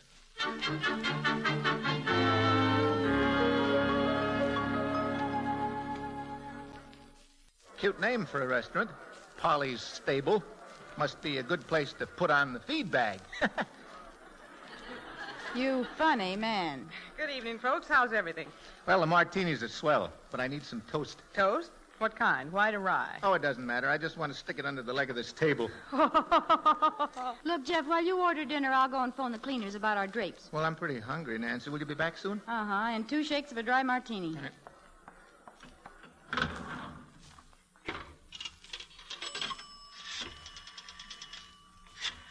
Hey, listen, I've had about enough, darling. You meet me tonight tonight, or it's going to be curtains. Gosh, that's in the next booth. Well, let's meet the same place as before. 39 Gay Street, the basement apartment. You heard me. That's all. 39 Gay Street. The basement apartment. Oh, gee. Jeff, while I was in that telephone booth, Oh, excuse me, I didn't realize the waitress was still here. She isn't the waitress. She owns the joint. Darling, meet Polly. Polly, meet Darling. Hello, darling. How do you do? Now, Nancy, you were saying... Jeff, you see that man at the bar with the hair growing down his forehead and the scar on his chin? Uh-huh. Well, I heard him threatening someone in the next booth, telling him to meet him in our apartment. Well, they couldn't meet in the telephone booth, so I guess if they want... Our apartment? I distinctly heard him say 39 Gay Street, the basement apartment. 39 Gay Street? Yes, do you know the place? Oh, sure. I live there myself on the second floor. Oh, you do? Well, then maybe you know who that... Excuse me, we're awful busy tonight. See you later, folks. Enjoy your dinner. Jeff, she acted so strangely. What's it all about?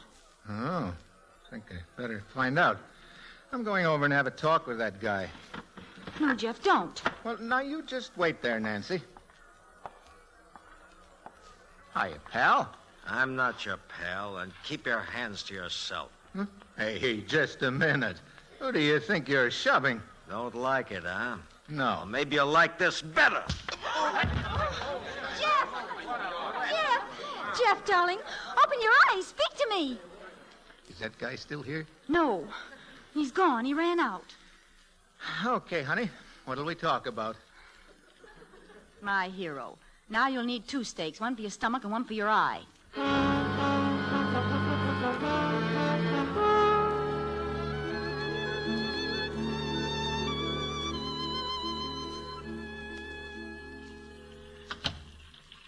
Home, sweet home. And there's no place on earth I'd rather not be. Jeff, it's awfully dark in here. Yeah, lucky we bought these extra candles. Well, there we are. That gives us some light. But don't you understand? I left a candle lit when we went out to dinner. Oh, well, it must have blown out. Any little draft could... Ouch! What's the matter? Oh, my foot. I stubbed my toe. Hey, look. It's that darn horseshoe. My lucky piece, no less. That's odd. What's it doing on the floor? You put it on the windowsill. Say, that's right. How did it get on the... Jeff, listen, you hear that noise? Sounds like water running in the bathroom. I'd better have a look, huh? Hey, not without me. All right, here. Put the candle down on the floor. Right. That's it. Steady now. You with me, Nancy? Nancy! Jeff, look. That candle is moving. Gosh. Hey, what's so funny? Look, it's a turtle. It must have come in from the garden. You put the candle right down on its back. Hey, I'll bet that's what's been scaring Mrs. Salter, too. Come on, now let's have a look at that bathroom. There you are, Nancy. You see? Just some water running out of the tub. That's what I mean. Where'd the water come from? Well, We didn't fill that tub. That's right. We didn't. Oh, I know. That guy from the restaurant came in here to take a bath, but he was very modest, so he blew out the candle. And he pitched horseshoes to dry himself off. You funny man. Oh, well, there's no use getting all upset, Nancy. Ooh, what's that? Maybe he's back again. Jeff, don't go. Don't worry, I'm not. Anybody home? Got a load of furniture here. Oh, it's just the furniture. Yeah. Imagine being scared by an overstuffed chair.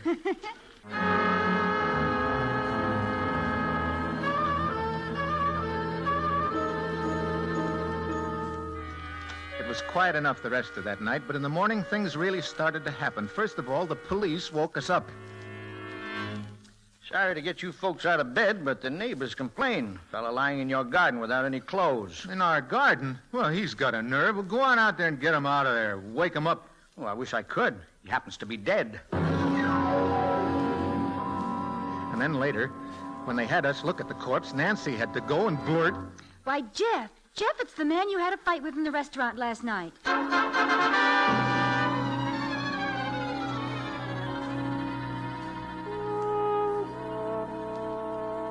Now, just let me get this straight, Mr. Troy, about this exchange of blows last night. Inspector, there wasn't any exchange. Only 2 blows were struck. He struck my husband, and my husband struck the floor. Ah, no, Nancy, I pushed him once, didn't I? Now, what's one little push? You didn't murder him, did you?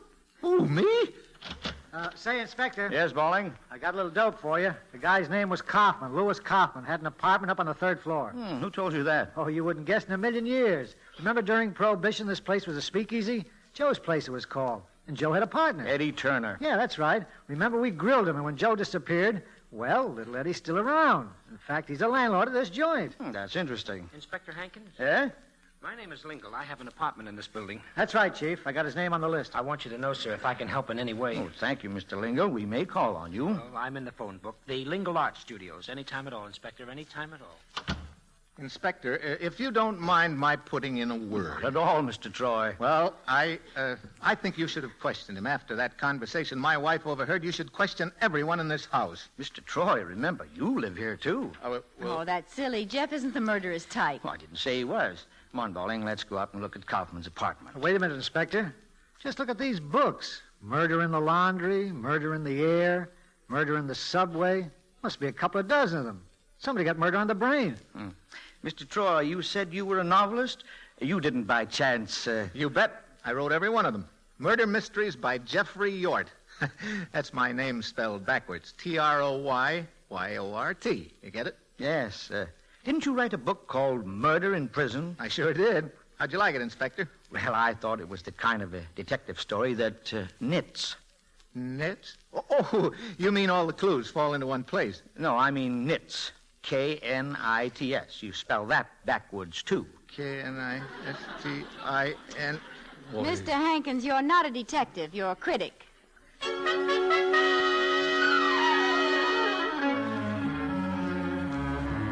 Well, I guess that made me pretty mad.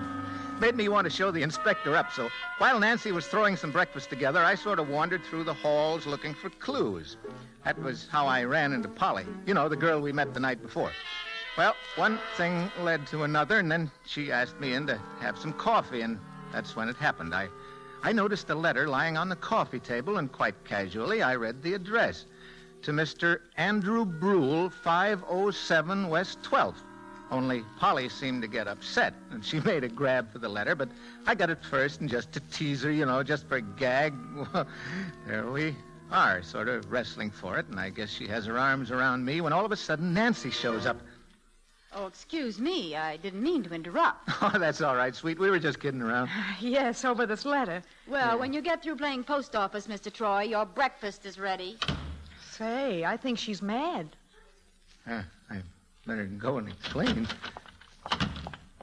Nancy!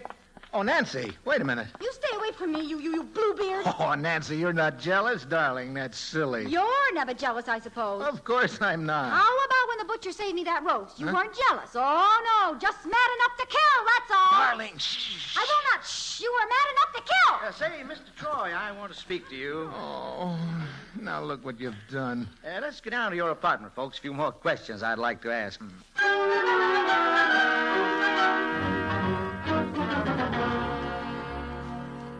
Mr. Troy, did you ever see this horseshoe before? Oh, sure. That's my lucky piece. Wasn't so lucky for Louis Kaufman. What do you mean? I mean, there's dried blood on it. And these strands of hair are from the dead man's head. Wait a minute. Are you saying that this horseshoe was the murder weapon? Now you're getting hot, and I do mean hot. Oh, say, Chief, we checked the fingerprints on that horseshoe. They're his, all right. Whose? Yours. Oh. Okay, Troy. Get your hat and coat. Wait a minute. He hasn't done anything. He wouldn't hurt a fly. Jeff, darling, don't go. You haven't even had your breakfast. That's all right, baby. Don't you worry. I had a cup of coffee upstairs with Polly. Oh, with Polly. Take him along, Inspector, and I hope he gets light.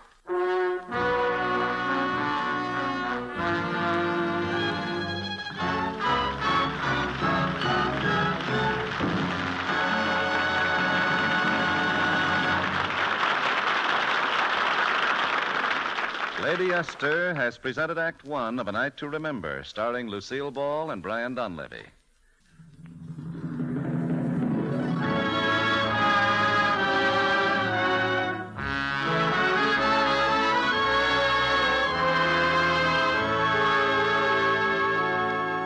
Lady Esther presents the second act of A Night to Remember, starring Brian Donlevy as Jeff Troy and Lucille Ball as his wife, Nancy.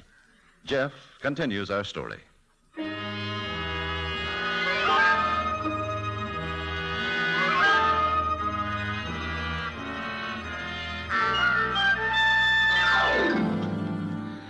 Well, they kept me down at headquarters all that day. But then some new development turns up, so that evening they let me go. Nothing else happened till late that night. I guess I must have been sleeping pretty soundly when...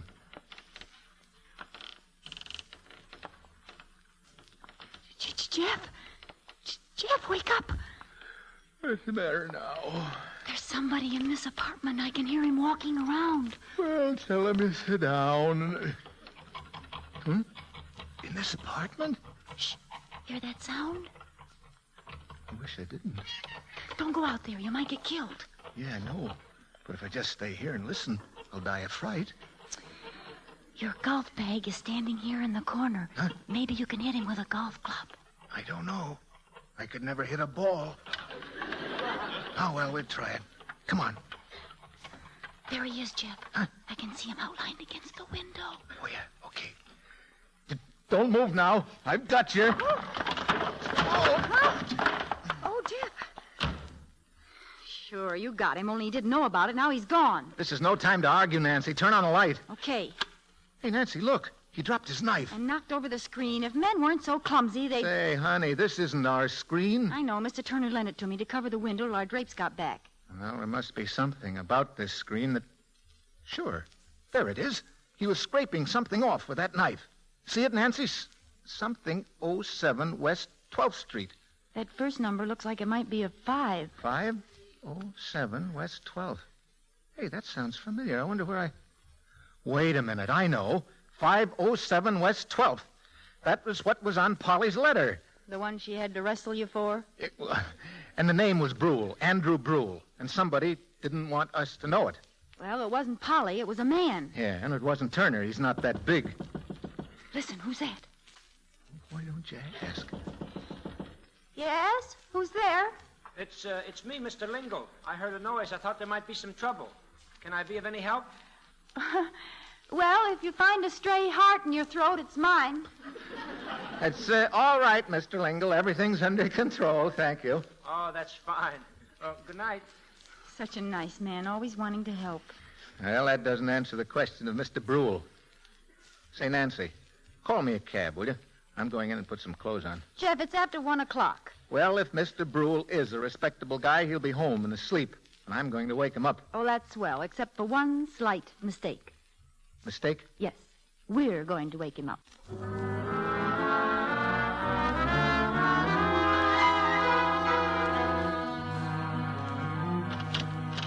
Yes, what is it? Oh, good evening, madam. I'm sorry to disturb you, but it's very urgent that I see Mr. Brule. Ain't no Mr. Brule here, and it ain't evening, it's morning, and you ought to be ashamed. Good night. Cute kid. Jeff, are you sure you had the right address? Absolutely positive. You know, Nancy, it's funny. His mail should be sent to a place where he doesn't even live. I think we ought to check with the post office, you know it? Darling, not tonight. Well, no, I guess it can wait till morning.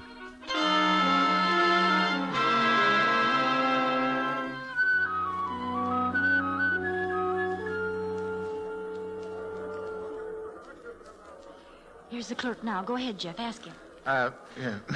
My name is Brule. Andrew Brule, 507 West 12th. I haven't been getting my mail lately. Would you please check and see if there's something wrong? Why, Mr. Brule, you gave us instructions over a year ago to hold all mail and general delivery. Don't you remember?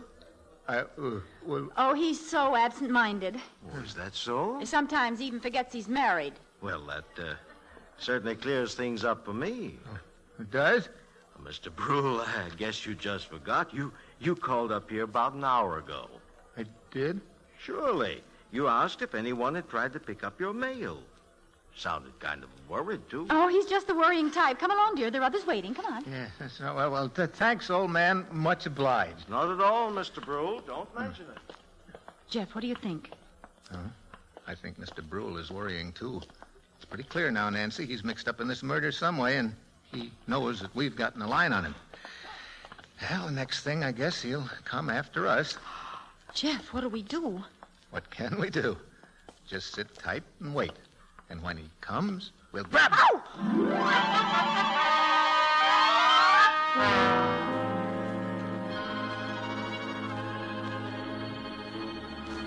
Jeff, what time is it now?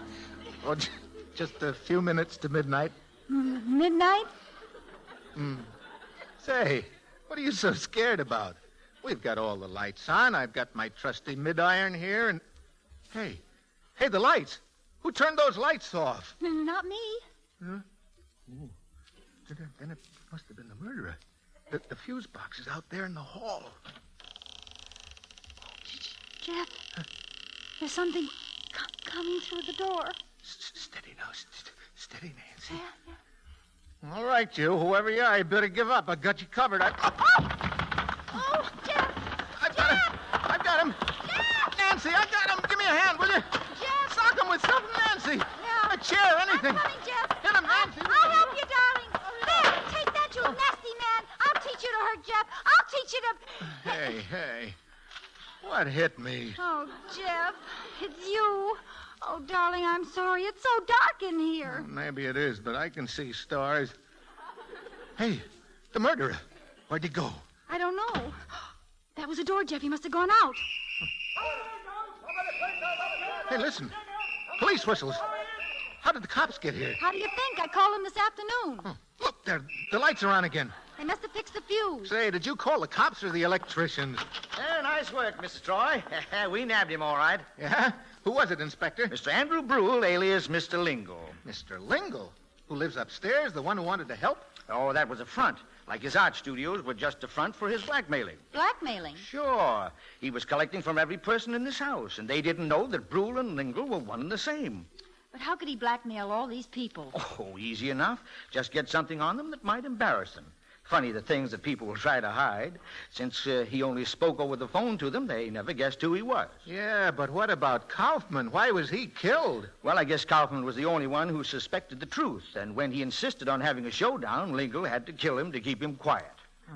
Well, I guess that's that case, Inspector.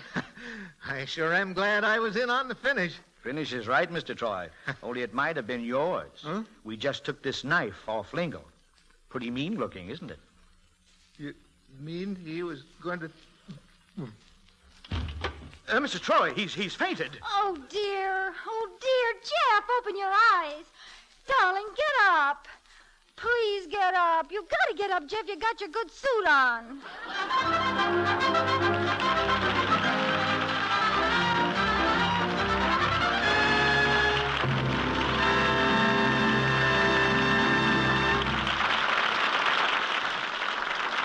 Thank you, Lucille Ball and Brian Donlevy, for a most entertaining half hour. Well, we ought to thank you, Mr. Bradley, because it's really been fun. And besides, all of us appreciate an invitation to play here because we know what wonderful work is being done by the Motion Picture Relief Fund and its Country House and Clinic, a work made possible by these radio broadcasts.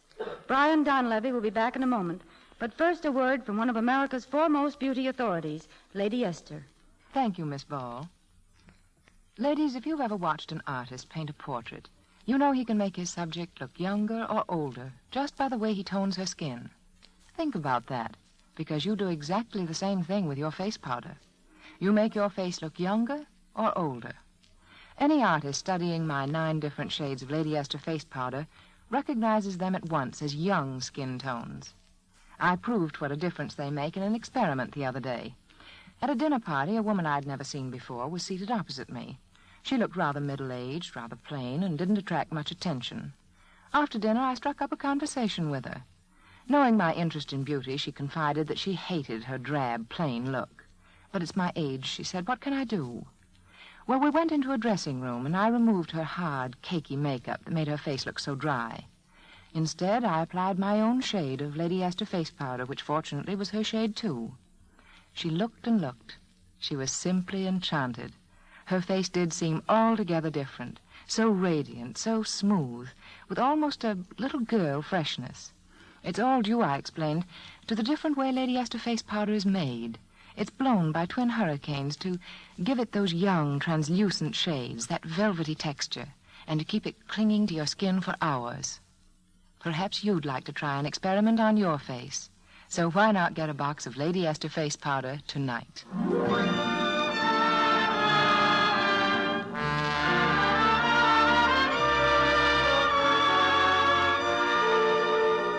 And now, here again is Brian Donlevy.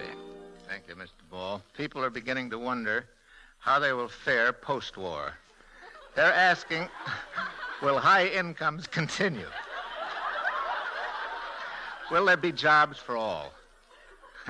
Well, seriously, nobody knows, but we all know this.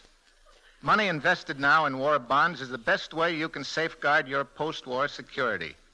For every $3 you invest now in war bonds, you get $4 at maturity. And in an emergency, your bonds can be converted into cash any time. So isn't it plain good sense to buy all you can, put every cent you can spare into safe, profitable, patriotic war bonds? Thank you.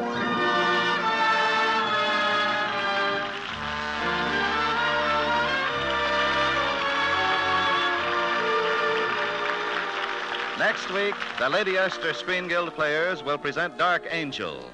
It will star Donald Crisp, Merle Oberon, and Ronald Coleman. Be sure to listen. Lucille Ball appears through the courtesy of Metro-Goldwyn-Mayer, producers of White Cliffs of Dover. Brian Donlevy appears through the courtesy of Paramount, producers of the Hitler Gang. Music on tonight's program was arranged and conducted by Wilbur Hatch. To try Lady Esther four-purpose face cream, just get the smallest size jar. Later, you can get the economical large jar and keep refilling the small one for convenience. This is Truman Bradley speaking for Lady Esther, saying thank you and good night, everyone. This is CBS, the Columbia Broadcasting System.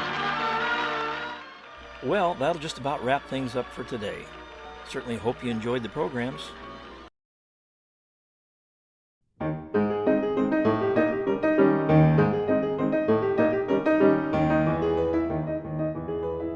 Hi, this is Jerry Hendigus inviting you to join me as once again we relive those great old radio classics.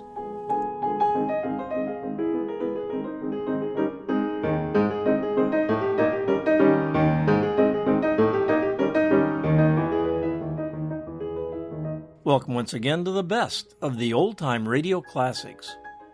Well, if you've been listening to this program for any length of time at all, you'll know that one of my favorite series is Family Theater. Now, this series was created by Father Patrick Peyton to promote religion and moral living.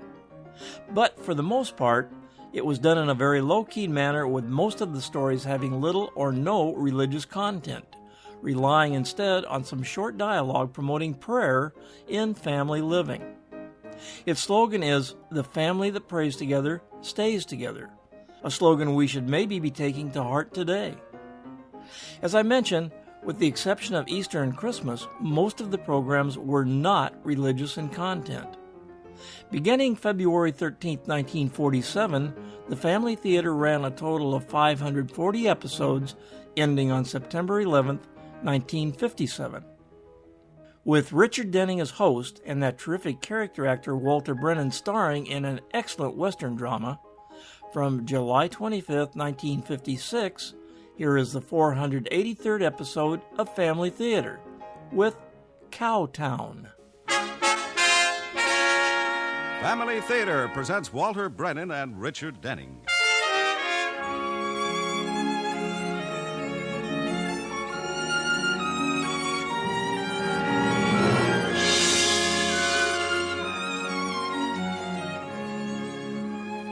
From Hollywood, the Mutual Network, in cooperation with Family Theater, presents Cowtown, starring Walter Brennan.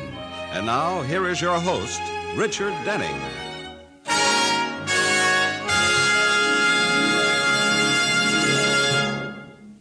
Family Theater's only purpose is to bring to everyone's attention a practice that must become an important part of our lives if we are to win peace for ourselves, peace for our families, and peace for the world. Family Theater urges you to pray. Pray together as a family.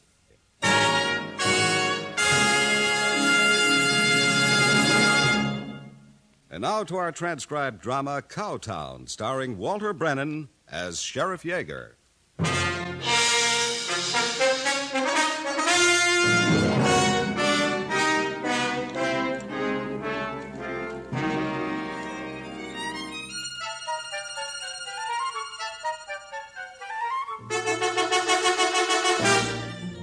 The time, August 1889. The small cattle town of Whitestone, Montana. It's a little before 10 in the morning, and in his office, across from the railway depot, Sheriff Ellis Yeager is opening his mail. Kinda strange, though, huh?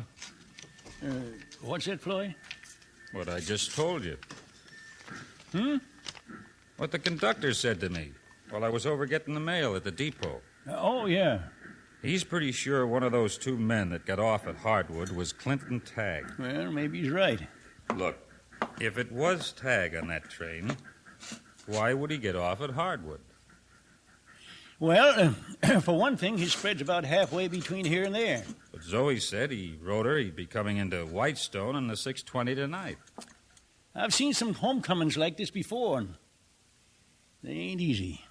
No, I don't reckon they are. Just seemed funny like. Him and this other fella getting off a stop early. Who says he was even with the other fella? As far as that goes, who says it was Clint got off the train at all? I told you, Joe Hardy. Most nearsighted conductor in the history of railroading. That's why he looks at things so close. Floyd, you got the makings of a fine deputy, but let me give you a little free advice. You... What is it? Coming across the street from the depot. Yeah. You think she might stop in here? I don't know. You happen to hear if Hardy shot his mouth off to anyone else about this? No. But, I shut my own a little. To who? Ted Coolidge. Well, it ain't likely she'd be talking to the telegraph operator, but... She's coming in. Don't bring it up now. Let's see what she wants. Sheriff Yeager. Oh, morning, Mrs. Tagg. Zoe? Floyd, did you tell Ted Coolidge that Clint was on the train this morning? No. That's not what I told him. But I just spoke to his wife down at Brady's, and now Ted... Floyd was just telling me about it, Mrs. Tagg. The conductor didn't say for sure. It was Clint he saw. Just a man that resembled him. Getting off at Hardwood. Well, Clint's not an unusual type, you know. Lots of folks look like him. After all, it's been 5 years, you know. No, it's Clint. I know it. Well, suppose it is. Like I was just saying to Floyd. There's something wrong. Now get hold of yourself, Mrs. Tagg. It figures he'd be a little edgy about having the whole town turn out to gape at him. Oh, that's not what I mean. Well, you've read some of his letters, Floyd. Well, now, there never was anything you could really get your teeth into, Zoe. We've talked about this. It's what Clint didn't say. The fact that he never once mentioned his name in a letter in all these years. Mentioned whose name, Mrs. Tagg? Yours. Oh, I can't say I'm much surprised to hear that. You don't think he's forgotten? Look, a man serving a term in prison ain't likely to forget who sent him there. But it still don't add up to anything being wrong. Well, I don't think he's ever forgiven you, Sheriff. And I'm now you listen to me, Mrs. Tagg. I was wearing this badge when Clint was running around Whitestone in knee pants. I think I know him pretty well. What he did, he's paid for, and it's all forgotten now. Lord Harry, he must have some idea how folks hereabout feel, the way they pitched in to help you keep the place. I just wish I'd written him about the note at the bank. Well, Floyd says you didn't find out for sure until yesterday that the stock would bring in enough to cover it. Now that it has, the news is just a little, well, it's just a little more icing on the cake. I hope so. Clint's coming home to a pretty bright future, Mrs. Tagg. And I know he's too smart to mess it up after waiting all this time.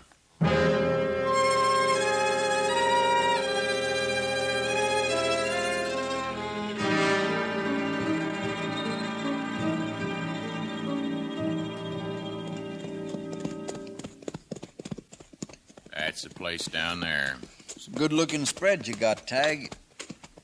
Blame little of it's mine. Changed much since the last time you saw it? Hard to tell this far off. Looks like a fresh coat of paint on the stable, some new fence here and there. Didn't you tell me your wife owned a rig? She wrote me she bought one about a year ago. Why? I don't see no sign of it. Oh, well, she must have drove into Whitestone. She got some plan for a kind of homecoming celebration tonight. After they meet you at the train? Yeah. You figure the Sheriff Yeager fella's invited? Maybe. He won't make it, will he, Dutra? You just gave me $200, says he won't. You know, I'm as good at nursing a grudge as the next man, Tag. But if I was your age and had a pretty wife waiting for me in a ranch like that down there, well, I'd find it a mite hard to stay riled at a lawman for just doing his duty. He said he was my friend. I tell you what kind of friend he was. 5 years ago, I had to raise $700 in a hurry or I was going to lose my spread. Kind of fellow with land go to a bank? They'd allowed me all they could, so I settled on stealing the money. Held up the bank messenger on his way to the train. All I took was what I needed. I left over $2,000 behind. But this fellow Yeager caught you. Yeah. Could have let me go, too. I told him what I was up against. The messenger hadn't even recognized me. But he wouldn't. Well, if things turned out as bad as you say, how is it your wife still got the ranch? Oh, friends helping work the place. Friends of hers more than mine. Lovesick calves like Wetzel. Who? Floyd Wetzel, Yeager's deputy. You mean he and your wife... I know how he used to feel about her before we were married, same as he knew how I felt. I don't fool myself. He's glad to welcome me back. Seems just about everything connected with this fella Yeager rubs you wrong. I don't figure it will much longer. Think you have any trouble recognizing him from that picture? Nope. Leaves his office at 5:30 and he rides across town to the boarding house just like I showed you on that diagram there. They always serve dinner there at the same time? Yeah, have for the last 20 years. He'll probably be through there around 6. It'll be getting dark by then. You can take him when he starts back over to the station. While you're riding in on the train from Hardwood. That's ID. Pretty clean all around. That's the trail to Whitestone up there through the pass. Yeah, well, I think I'll just tie up here till your wife comes back with the rig. The less riders I meet on the way, the better. Yeah? Suit yourself. I'm starting back to Hardwood. You gonna shave off that beard for your homecoming? You bet I am. Zoe wouldn't know me with this thing. That's how come I wasn't spotted on the train this morning. Hold on. That's your wife's rig coming through the pass? Oh, might be. Come on, get back into the brush here. Give me your glasses. Here you are. There's a couple of riders with her, too. Keep your britches on. Is it her? Yeah, it's Zoe. Prettier than ever. Who are those two men on horseback with her? I can't quite tell. Oh, there. Who? I don't know. Never saw him before. Yeah, give me those glasses. I tell you, I don't know him. Shut up a minute. You don't know him, huh? All right. That big fella's Yeager, ain't it? He's wearing a star. What if it is? There's something funny, that's what if it is. Well, he probably just rode out to help Zoe fix up the place for the night. She's good friends with both of them. And why'd you lie about knowing who there was? Because I figured if you knew, you might start shaking. And I sure enough figured, right, didn't I? Is there any way we could get up close enough to hear what they're saying? You loco? No, and that's why I've stayed alive this long. Now, what about it, is there? Guess we might swing around, come down at that stand of pine back of the house. Be about a 20-foot crawl in the open after that. I'm agreeable. What if they see us? Then I guess it's just welcome home and you ain't got no deal. That's what I mean. But you ain't got one this way either, mister.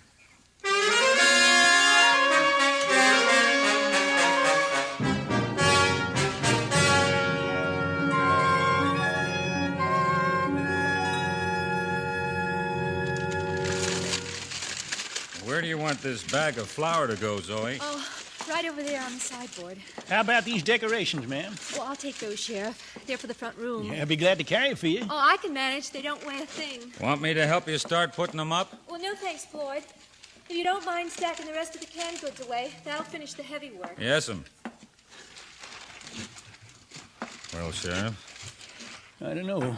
Ain't no sign anyone showed up here this morning. Think maybe it wasn't Clint the conductor saw, after all?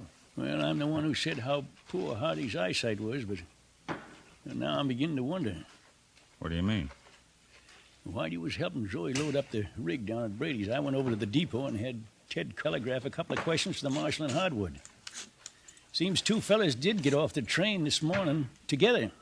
Anyone recognize him? Guess not. Are they still there? Well, one of them started out of town on foot. The other bought 2 horses at the livery stable about a half hour later and rode out after him. They ain't neither been seen since. Don't add up to much. Except the part about the fella walking when he could have rid. Well, what's that add up to? Well, a man either loves exercise or hates crowds. Lloyd, will you look and see if there's a package of straight pins in that white paper bag on the kitchen table? You bet. I'd come and look myself, but if I let go of these streamers, I'll have to twist them all over again. You stay where you are, Mrs. Tagg. We'll find them. All right. Yeah, Zoe, here they are. This bag is the last of the cans. Yeah. Now, after you give her the pins, we better say our goodbyes and start back to town.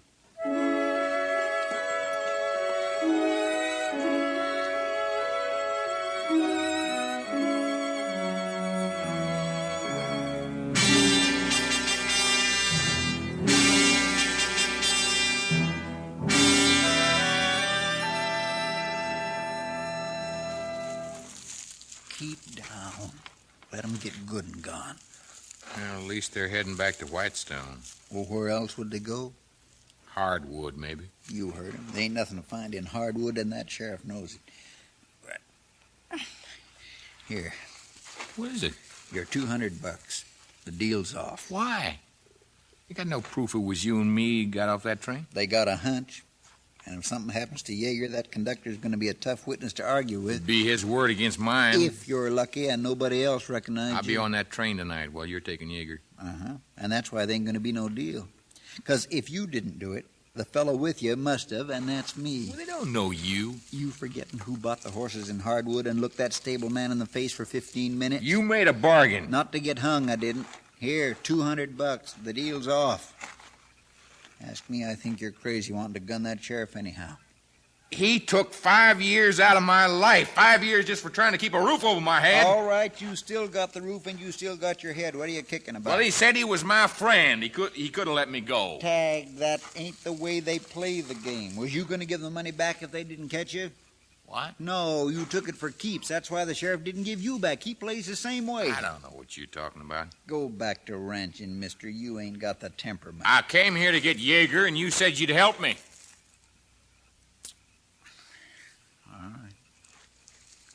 Just how much do you want to get him? Same deal we had, $200 worth. Enough to do the shooting yourself? Myself. If I can guarantee no witnesses. How can you do that? It'll cost you $200. All right. How?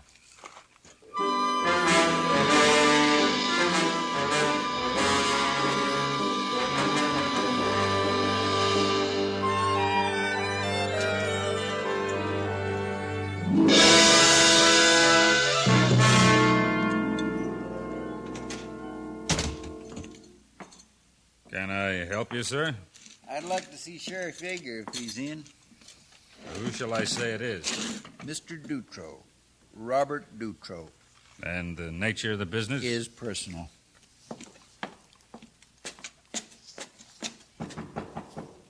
Yeah, Floyd?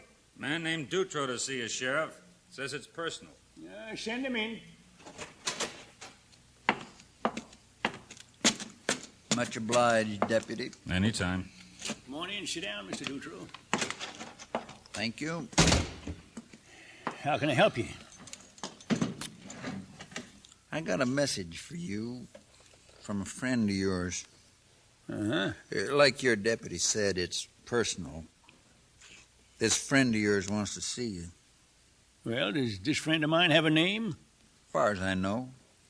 Oh, I see. But that's personal, too, huh? Well, this friend of yours would like it that way. He wants to see you up at a cabin on a place called Gorman's Ridge. He wants you to come alone. You know if it's a rifle he's got or a pistol? Well, he wouldn't want me to tell you this, Sheriff, but it's a pistol. Mr. Dutro, I got half a mind to place you under arrest. Then you better get the other half working, Sheriff. There ain't no charge. Aiding and abetting? What? You ain't got no charge, Sheriff. But you got the money, ain't you? Well, I got some money. All right. I'll go see him. Your friend don't want nothing said about this to anybody else. It's fair enough. Not your deputy, not nobody. You mind if I stop over the bank for a minute? Not unless you mind if me and your deputy come along, too.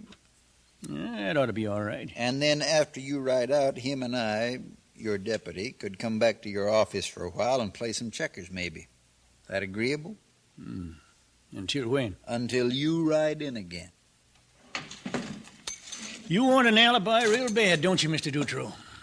Well, I always figure you never know when you're going to need one. Ain't it the truth? All right, let's go.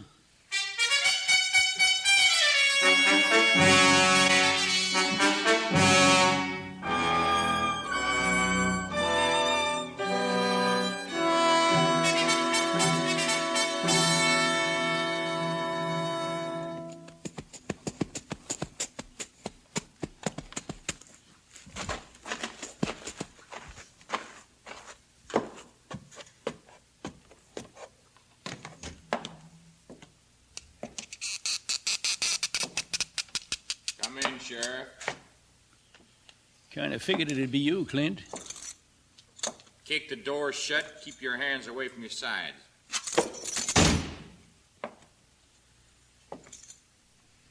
You knew it was me. Why did you come here? Because if it wasn't here, it'd be someplace else sooner or later. You think I'm afraid to use this, don't you?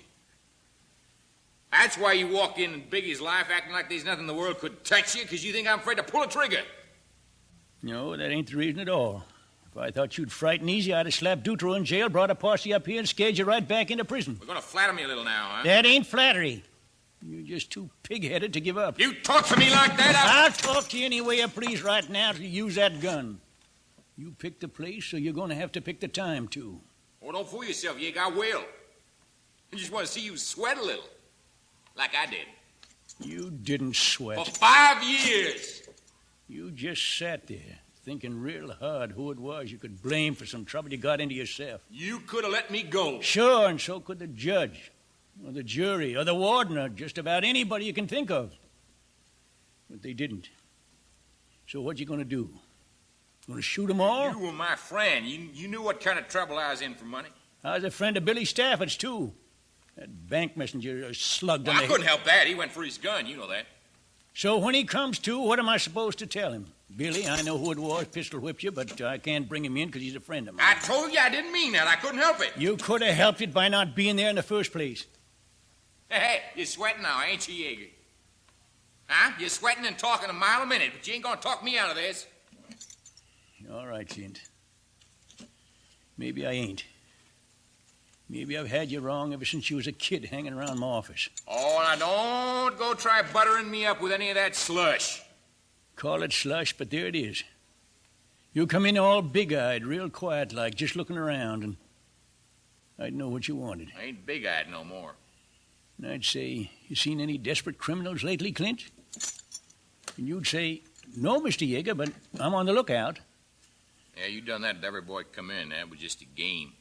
Not the part where I take my gun out of the holster and empty the 6 shells onto my desk and hand it over to you. You remember that? That was just a game? Sure, but what was it I said? What was the same thing I told you every time? I don't remember. You remember? There was a lot of slush. Look, you give it any name you want. Now, what did I say? I don't... You said, there's a gun, Clint. There ain't nothing special about it. What else? I don't remember. Yes, you do. I don't remember. Can't make a weak man strong or a bad man good. I don't care what you told me. If you have to use it in a hurry, it may not hit the broadside of a Shut bullet. up! So don't ever depend on a gun to take care of something you can't handle without it. Ain't that what I told you? All right, what if it is? All right, then. You tell me something, Clint. How'd you go about handling this if you didn't have that gun? What's the difference? I got it, ain't I? Sure, but supposing you didn't. Suppose there wasn't no gun in the world, or a club, or a knife, or a whip. How'd you go about getting even with the people who sent you to prison for something you did? What did you do? Hate 'em to death? Yeah, maybe. Because you got tired of hating yourself. Tired of wishing you'd stayed on your place and fought it out a little longer. Well, I'd tried everything I had to get that money. There wasn't any other way. But you never did get it. Yet you still got your place. Well, I don't know. The bank must have given Zoe what they wouldn't give me. I don't know. How'd you figure to get away with killing me and not being suspected? I was going to ride the back trails to Hardwood and catch a 620. And then climb down at the depot tonight in Whitestone like nothing had happened, huh? Yeah. Still ain't a bad idea, Clint.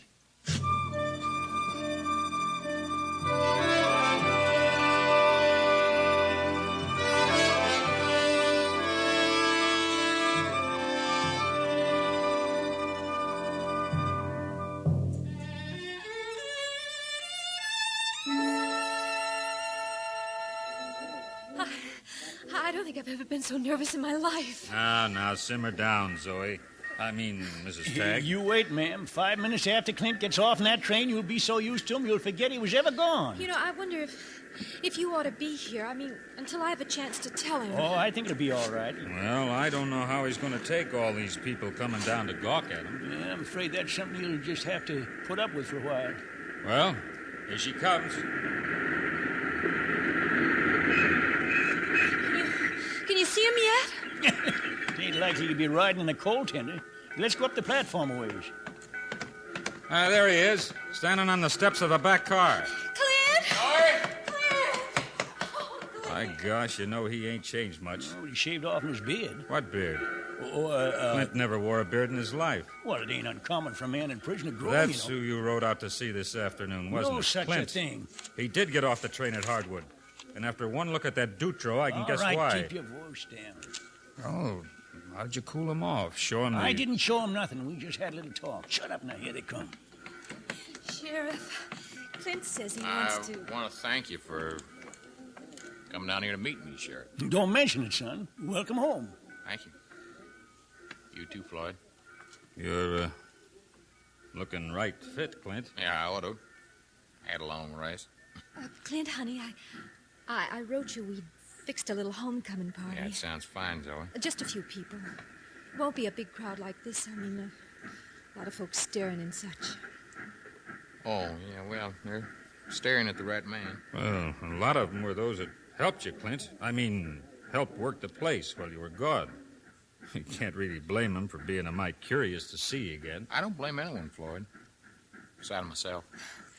Clint, let me tell you the best news about the place. Say, you folks better get started now if you're going to be on time for that party. Why don't you tell them on the way, ma'am? Will you be coming out there, Sheriff? Yeah, thanks, just the same, boy. But, well, you know, I ain't much for this nightlife. Well, then I'm going to tell Clint right now, because he ought to hear it in front of you. Now, ma'am. Now, look, honey.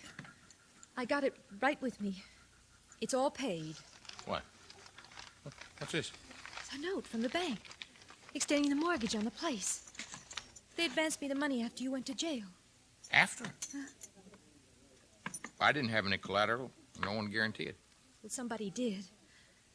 I didn't find out who till yesterday. Well, good night, folks. Now, you stay right here, Who'd Sheriff. stick his neck out so far as to guarantee a loan for a man in prison? The signature's right there on the note. LSJ. Now, look, hold on a minute, Clint. You?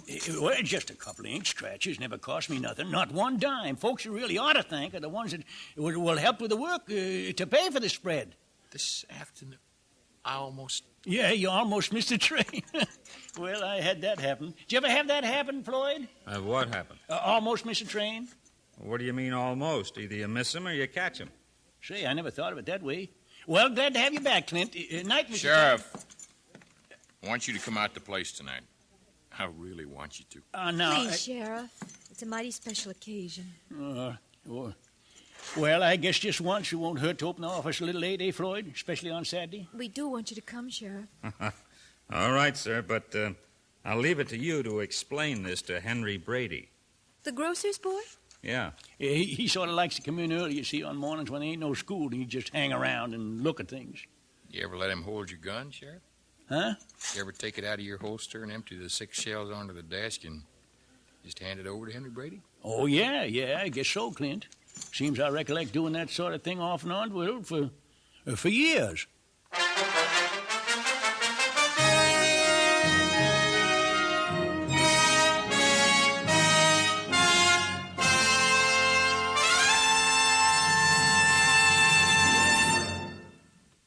This is Richard Denning again. For centuries, many thousands of good-hearted people have been working toward that great and honorable goal, the brotherhood of man.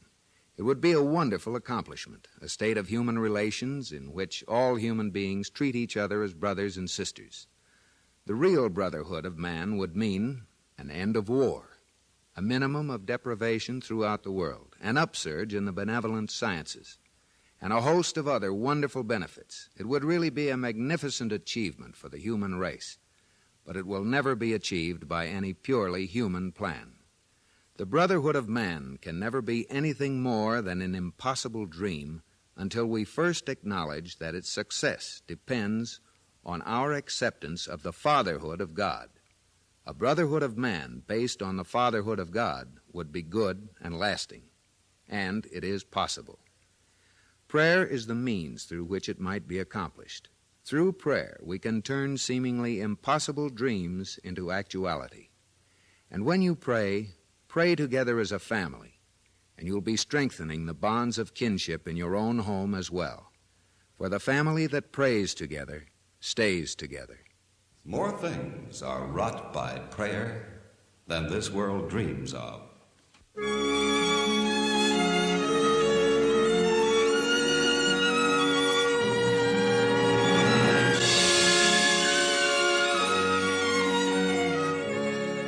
From Hollywood, Family Theater has brought you transcribed Cowtown, starring Walter Brennan. Richard Denning was your host. Others in our cast were Frank Gersel, Gene Bates, Parley Bayer, and Lamont Johnson. The script was written and directed for Family Theater by John T. Kelly, with music composed and conducted by Harry Zimmerman. This series of Family Theater broadcasts is made possible by the thousands of you who feel the need for this type of program, by the Mutual Network, which has responded to this need, and by the hundreds of stars of stage, screen, and radio who give so unselfishly of their time and talent to appear on our Family Theater stage. To them and to you, our humble thanks. This is George Kroll expressing the wish of Family Theater that the blessing of God may be upon you and your home, and inviting you to join us next week when Family Theater will present 6 of 1, starring Wallace Ford. Mitzi Gaynor will be your hostess. Join us, won't you?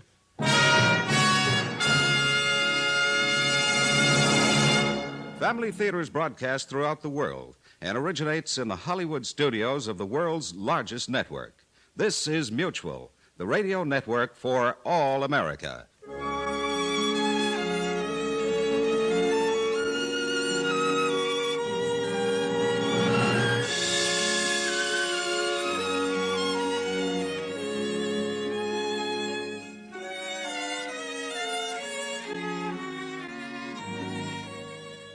You're listening to the best of the old-time radio classics, and I'm your host, Jerry Hendigas.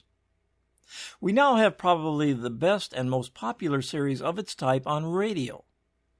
Suspense came to CBS Radio June 17, 1942, as a summer replacement series. It had a very haphazard run during its early years, being canceled and then brought back due to listener response a number of times. But it finally settled down as a regular series and continued on for 20 years, with its final broadcast heard September 30th, 1962, with its 945th episode. That date is considered to officially be the end of the golden age of radio. Suspense certainly would have continued on had radio drama continued. Today's play is rather unique. First of all, it's a rare 2-part hour-long play, and believe me, it really lives up to its suspenseful billing. Now, the other unusual thing about the play is that its author was the famous Charles Dickens. Well, I guess that isn't so unusual, but here's what is. Dickens died before the story was finished, So basically, it has no ending. So I always look forward to see how different adapters handle that situation. Of course, in this case, we have one of the best producer, directors, and writers in Elliott Lewis. Not only was Lewis a brilliant producer, director, and writer, but he was a brilliant actor as well, as anyone who has heard his starring role in the great sea series, Voyage of the Scarlet Queen. He doesn't appear in this story, but I will give you a complete list of the stars in our second hour. Now, I'm not going to spoil it for you, so here, from January 5th, 1953, is the 494th episode of Suspense, with Part 1 of The Mystery of Edwin Drood. Autolite and its 98,000 dealers bring you Mr. Herbert Marshall in tonight's presentation of Suspense.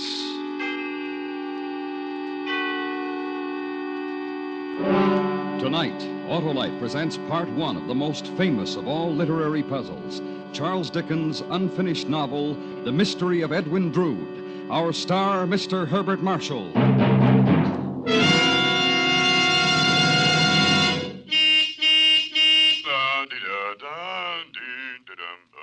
Well, if it isn't Oscar, the singing limousine. Every car sings when it's got what I've got, Harlow. Ah, you don't have to tell me, Oscar, I know. You've got ignition-engineered Autolite spark plugs, the spark plugs that are world famous for quality and performance. I'm starting the year right, Harlow. Ah, you sure are, Oscar, because Autolite spark plugs are ignition-engineered to give top performance at all times.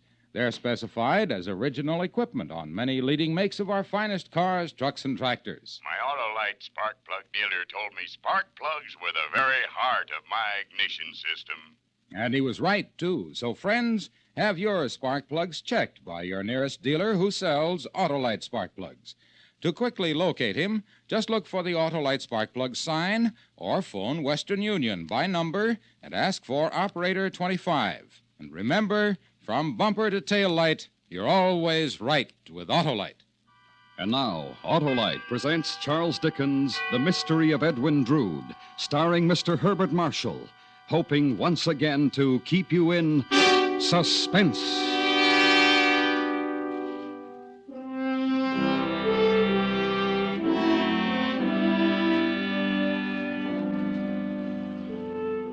This is the last night I have to live, and I will set down the naked truth without disguise. I was never a brave man, but the task comes without much difficulty. I can speak of myself as if I had already passed from the world. For while I write this, my grave is digging, and my name is inscribed in the Black Book of Death.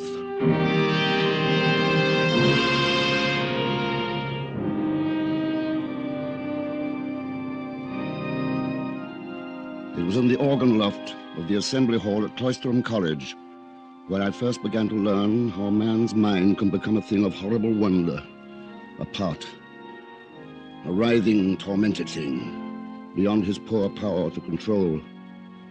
I'd gone there, as I so often did, for the peace and quiet, for the song of birds, the scents from gardens and woods that joined with me, and my music. And it was there, suddenly, without warning, that my mind filled with those words long forgotten, only half learned at best, somewhere in the dim past. When the wicked man turneth away from his wickedness, he shall save his soul alive. The wicked man? What has that to do with me, with John Jasper, simple instructor in music? Jack? And why should I be filled with a strange sense of guilt? Are you in there, Jack? The wicked man. Me? The wicked man? Jack, are you in the organ loft? Jack? Well, who's that? It's I, Jack, your nephew, Edwin Drood. Edwin? I'm out here in the assembly hall. Edwin. Edwin, my boy. Jack, it's good to see you again. Let me see what the past 3 months have done for you. I can't say they've done you a bit of harm. No reason why they should. But tell me of yourself. You look a little tired. Tired? Oh, nonsense. Never felt better in my life. Not worried about something, are you? Some strain you're under, perhaps? In this sleepy old college town? Oh, but look here, come into my office. We're wasting all this time in talk. I've been saving a special welcome for you, my boy. Sit down and rest your weary bones while I make it ready. Oh, Jack. Jack, I'm truly home again. I can see that now. No wonder you love it here at Cloistrom. Is that what you think, Edwin? Well, who could think otherwise, looking at you? You're respected, your talent for teaching music admired and looked up to. You'd be duty-bound to love it. You're wrong, Edwin. I hate it. What? I hate it. Jack, I'd never dreamed. Well, no, let there be an end to such talk, Edwin. We've delayed our toast much too long as it is. To your future, Edwin. No, Jack, hold on. I'll not make that the first toast upon my return. Oh, why not? There's a much better one to drink to on this day of all days. To my future wife, Rosa. Of course, Edwin. To Rosa.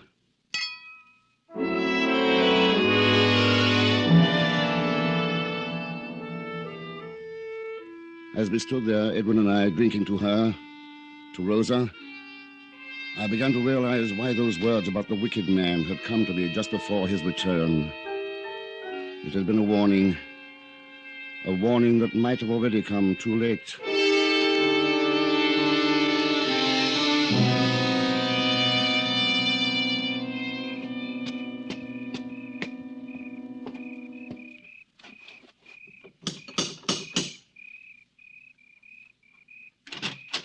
Good evening, won't you?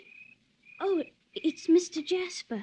Good evening, Rosa. Have I startled you? Why, no, Mr. Jasper. It was only that You were expecting someone else? Well, Edwin said that he might get here early. I'm sorry I disappointed you then. Oh, no, it isn't that, really. Oh, I'm being quite rude, aren't I? Please come in. Thank you, my dear. You look most charming, Rosa. I'd swear that gown was purchased in London expressly for your party tonight. You surprised me, Mr. Jasper. I didn't know you were so observant concerning women. Concerning women, Rosa? Or you? Why, me? I'm only one of your music students. No. You're a good deal more than that to me, Rosa. I'll open the parlor. We can wait there for the other guests.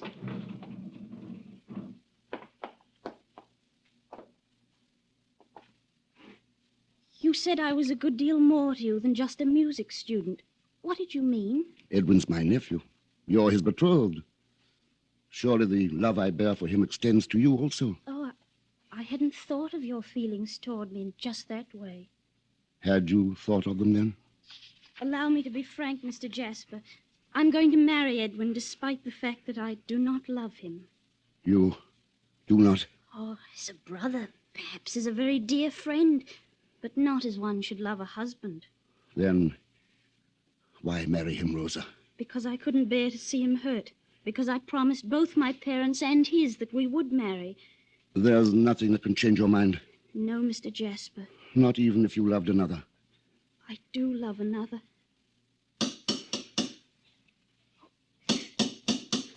The other guests. Rosa. Oh, excuse me, please. I must let them in.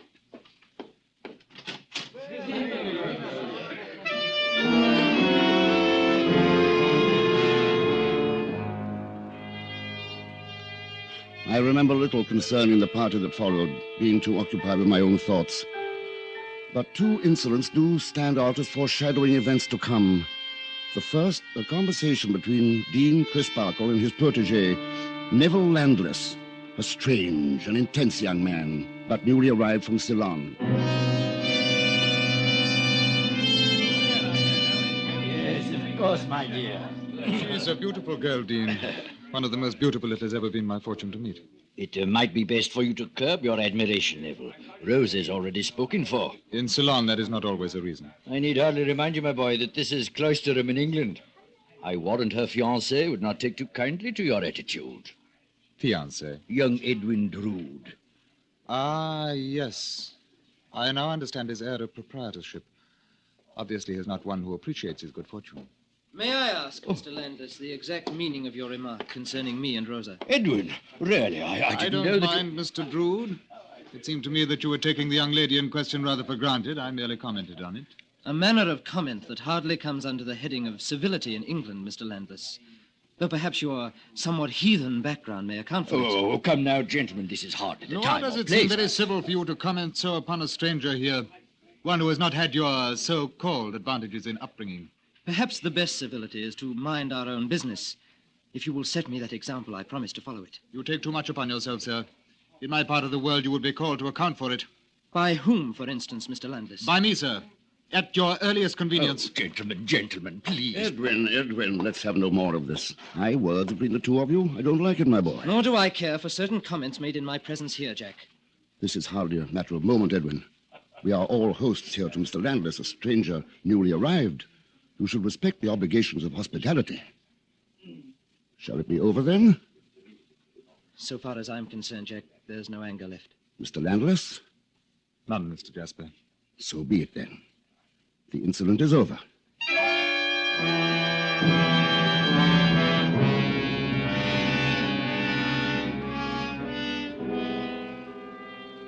When it became time for Rosa to play, I took my place at the piano beside her in order to turn the pages of the music.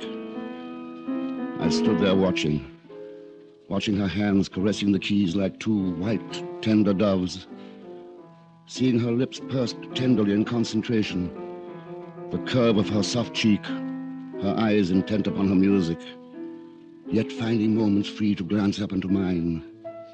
A tide of emotion welled up within me as I watched, and then I saw it begin to overtake her, too. It was evident in the trembling of her hands, the color draining from her face, her quickening breath. Oh, no, I can't bear it. I can't bear it. Oh, take me away, please. Take me away.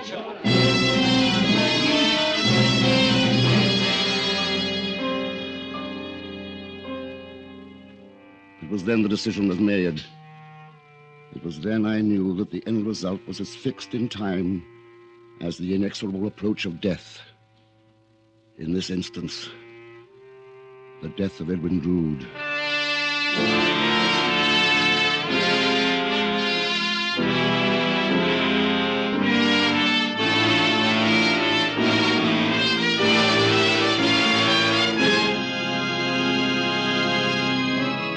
Autolite is bringing you Mr. Herbert Marshall in Charles Dickens' The Mystery of Edwin Drood.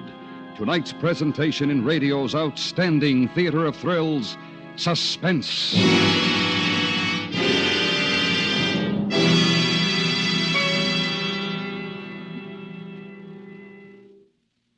know, Harlow, this is the first time I've had Autolite resistor spark plugs under my hood. Well, then, Oscar Otto, you're in for the ride of a car's lifetime.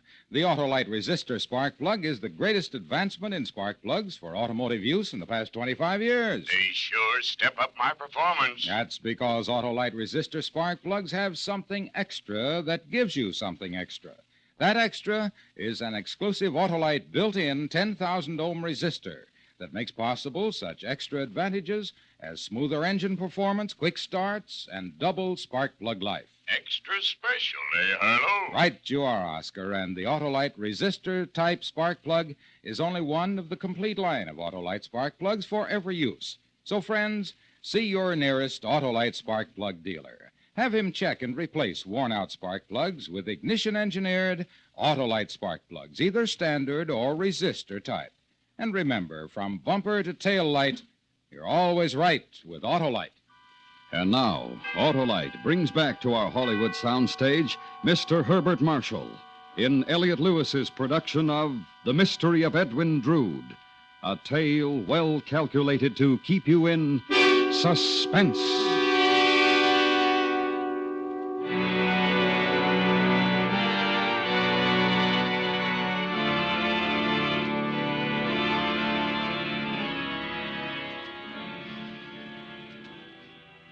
I have said that a man's mind can become a thing of horrible wonder, a part.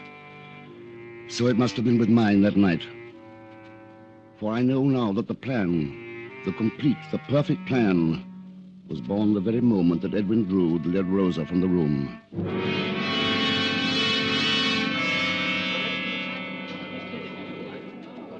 Oh, the poor girl.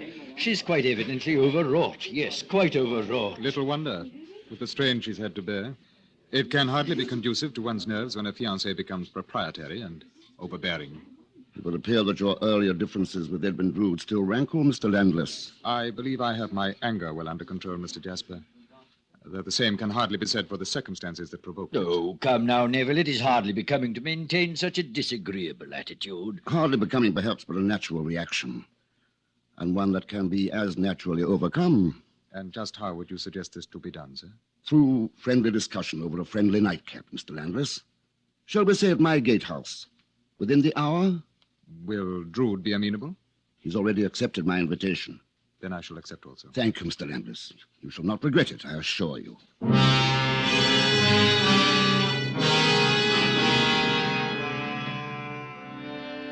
I took my leave then and pursued my way through the silent cobbled streets of Cloisterham.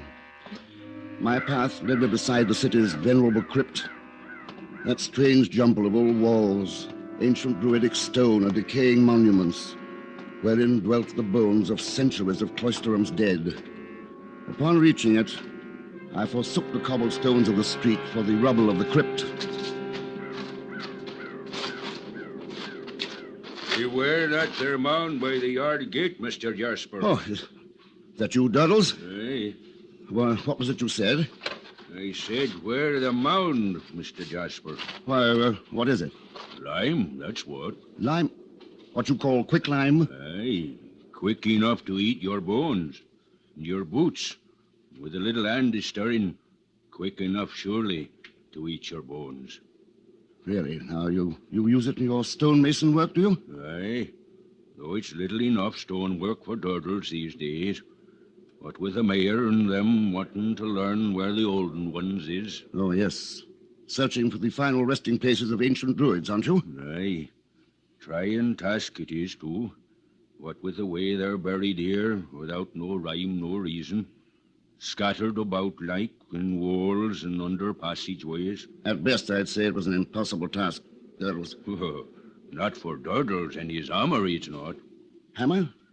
How can that possibly help? Well, look you over here, Mr. Jasper. Here's a wall. Thick it is, over 6 feet, crumbling bad in spots.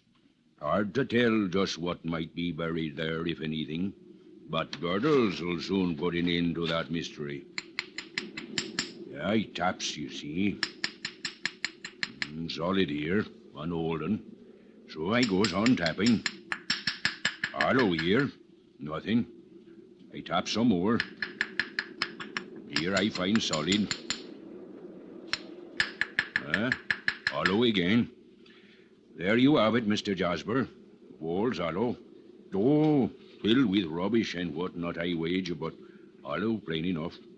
Like most of the walls around here. Plenty of room in them for 100 more bodies it need be. Yes, I dare say. Well, thank you kindly for a most illuminating lecture. Well, now, you didn't say why you come visiting here in the first place, Mr. Jasper. I don't believe I know, Doddles. I don't believe I know.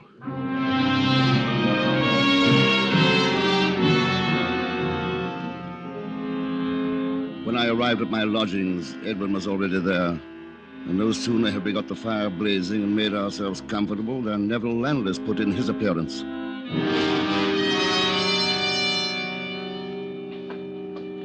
Please to sit down, Mr. Landless. Whatever small comforts you find here, consider to be your own. My thanks, Mr. Jasper. Turn up the lamp on the desk, will you, Edwin? I'll prepare some mulled wine for that nightcap I promised. Of course, Jack. You'll probably notice, Mr. Landless, that I have the lamp so arranged as to illuminate a painting over the chimney place. I had noticed it, Mr. Jasper. You'll recognize the subject, of course. Miss Rosa. I could hardly fail to do so, though the portrait is far from flattering to the original. Don't be so hard on it, Mr. Landless. It was done by Edwin, who made me a present of it. I'm sorry, Mr. Drood. If I had known I was in the artist's presence. I doubt that your remark would have differed, Mr. Landless. Perhaps it would not have, Mr. Drood? Oh, come now, gentlemen. Let there be no more of this. The wine is prepared. So. And surely no lady, or at least the portrait of one, should intrude upon the drinking habits of good friends. For you, Mr. Landless. Thank you, sir. Edwin? My thanks, Jack. And now, for the first toast of the evening, I should like to propose one to my nephew, a most fortunate man. A toast in truth, Mr. Jasper. I shall drink to it. Thank you both, gentlemen. Yes, Mr. Landless, I ask you to observe my nephew, for he is indeed one of the most fortunate men of the world. And an enviable state, if I truly possess it, Jack. How can you doubt it, my boy? A family estate that eliminates the burdens of economic necessity. Rosa, eager, waiting to supply you with the greatest blessings of domestic bliss and love. Quite different from your prospects and mine, is it not, Mr. Landless? Yes, quite different, Mr. Jasper. Upon my soul, Jack, I almost feel apologetic for having my way smoothed as you describe. Almost, but not quite. Perhaps it might have been better for Mr. Drood to have known some hardships in the achievement of his possessions. And why, pray, might it have been better for Mr. Drood to have known hardships? Yes, Mr. Landless. Tell us why. Because they might have made him more sensible of good fortune that is not the result of his own merit. Have you known hardships, may I ask? I have. And what have they made you sensible of? I have told you once before tonight. You've told me nothing. I told you that you take a great deal too much upon yourself. You added something else to that, if I remember. I did. I said that in my part of the world you would be called to account for it. That part of the world is a long way off, I believe, at a very safe distance. Say here, then. Say anywhere that gentleman may be found. What would you know of gentlemen, Landless? You may know a common thief or a common boaster when you see him, but you're surely no judge of gentlemen. I have taken all I'm going to take from you. Here now, Edwin. Stand still. Mr. Landless, give me that bottle. I'll give it to your precious nephew. I warn you, Drood. I'll cut you down someday for this. I swear it.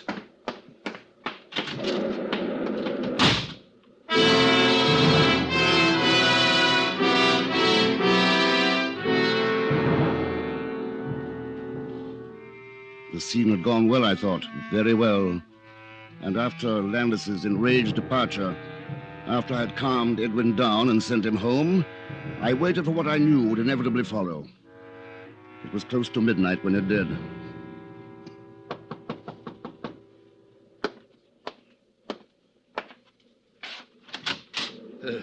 May I come in, Jasper? Of course, Dean. I understand you had some difficulty with my protege tonight. He told you? Oh, there was no overlooking his wrought-up state when he came home. I questioned him at once. He must have been rather difficult. Murderous might be a more exact term. Murderous? Oh, surely you exaggerate, Jasper. I hardly think so. But what could justify the use of such an expression? The facts. I feel certain that if I had not been there to intervene, he would have laid Edwin dead at his feet. Oh, unbelievable. And yet he did repeat to me the warning he gave young Drood. That he'd cut him down someday? His exact words, Jasper. I think, sir, that you have in your charge a most dangerous man. One who might well attempt to carry out his threat against Edwin's life. Oh, no, I can't believe that, Jasper. I'm confident that if we could get them together again, get them to shake hands upon it, all their differences could be resolved. You're much more optimistic than I. Surely it's worth a try for your nephew's sake, if for no other.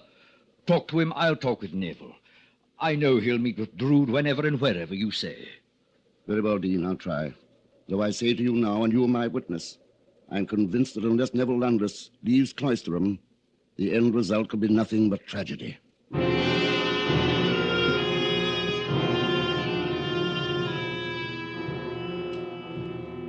It was 2 days later that Dean Crisparkle brought me assurance of Neville's willingness to cooperate. Immediately I sought out Edwin Drood for a dinner on Christmas Eve, just the three of us. And so the stage was set, and the hours flew, and the ugly streets of Cloisterham turned bright and gay with the holly and the mistletoe. The dinner in my lodgings went cheerfully and well that Christmas Eve. The holiday spirit burned as brightly as the fire in the hearth. There was peace on earth to all men of goodwill.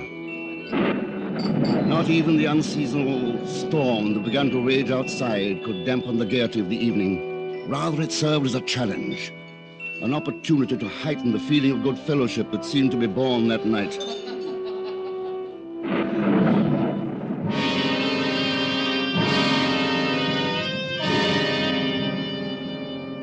It was sometime around midnight when the two men, arm in arm, took their departure. You would suggest something like this, Jack. Fancy going to see the river at this hour on Christmas Eve. Only a madman would suggest such a thing. And only two young madmen such as you would take up such a suggestion, if indeed you are to take it up. Nothing could stop me from it now, Mr. Jasper. It's unbelievable that sluggish, muddy stream could ever become a raging torrent. Nevertheless, you'll find it is so, Mr. Landless. One of the few worthwhile sights to behold in Cloisterham. Our river, reborn at the height of a storm. I warn you to be careful, however. The footing will be treacherous. You're a wicked man, Jack. To inflame us over the idea and then attempt to draw us back. Well, you'll not succeed in stopping us now, eh, Neville? No, Edwin.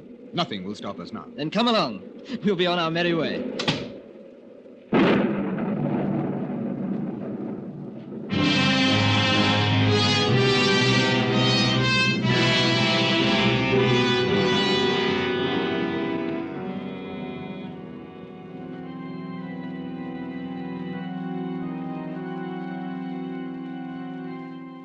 There is little I can tell you of the night that followed, for there is little that I remember clearly.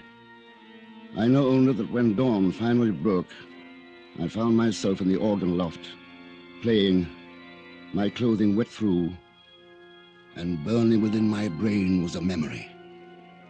A memory of a man walking alone through the wind and rain in the black of night. A man walking through the deserted streets of Cloisterham. The streets that suddenly, unknown to him, were no longer deserted.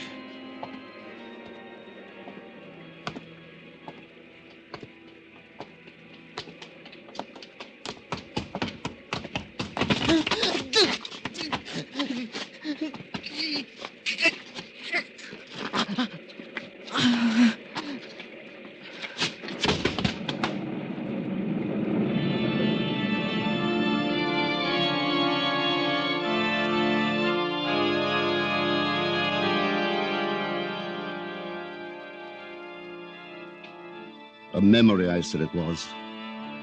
Or was it a dream? I did not know. But as I sat there in that organ loft, in the dim light of Christmas morn, there was one thing I did know. Edwin Drood would never be seen again.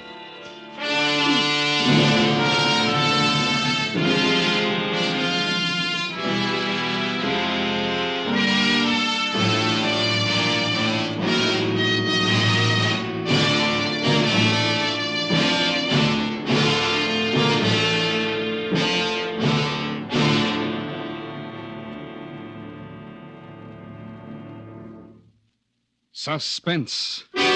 Presented by Autolite. Tonight's star, Mr. Herbert Marshall. This is Harlow Wilcox speaking for Autolite, world's largest independent manufacturer of automotive electrical equipment. Autolite is proud to serve the greatest names in the industry. They are members of the Autolite family, as well as are the 98,000 Autolite distributors and dealers in the United States and thousands more in Canada and throughout the world. Our family also includes the nearly 30,000 men and women in 28 great Autolite plants from coast to coast and Autolite plants in many foreign countries, as well as the 18,000 people who have invested a portion of their savings in Autolite. Every Autolite product is backed by constant research and precision built to the highest standards of quality and performance. So remember, from bumper to tail light, you're always right with Autolite.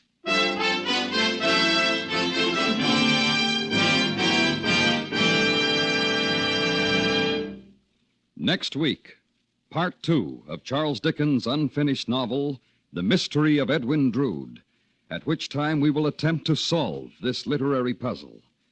Our star, once again, Mr. Herbert Marshall. That's next week on Suspense.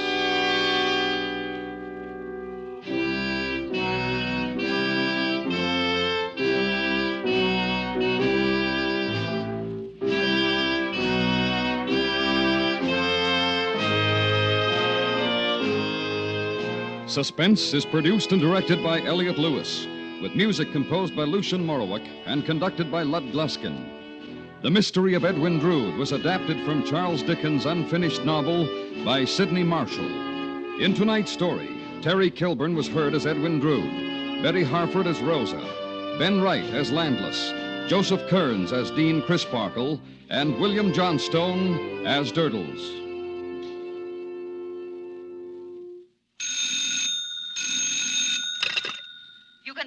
Autolite resistor or standard type spark plugs, Autolite Stay Full batteries, and Autolite electrical parts at your neighborhood Autolite dealers. Switch to Autolite. Good night. This is the CBS Radio Network.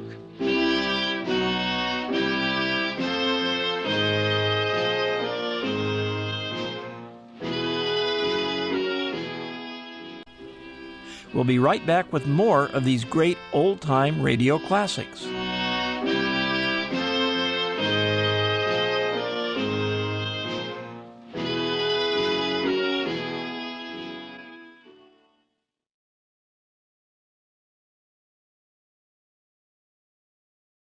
Welcome back to the best of the old-time radio classics, and I'm your host every week at this time, Jerry Hendigas.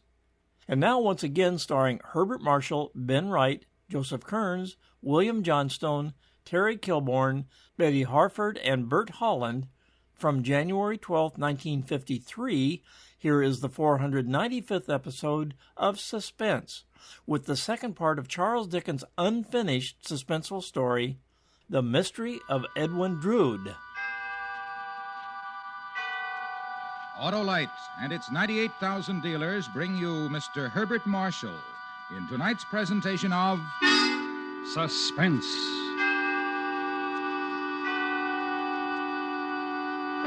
Tonight, Autolite presents Part 2 of one of the most famous of all literary puzzles, Charles Dickens' unfinished novel, The Mystery of Edwin Drood.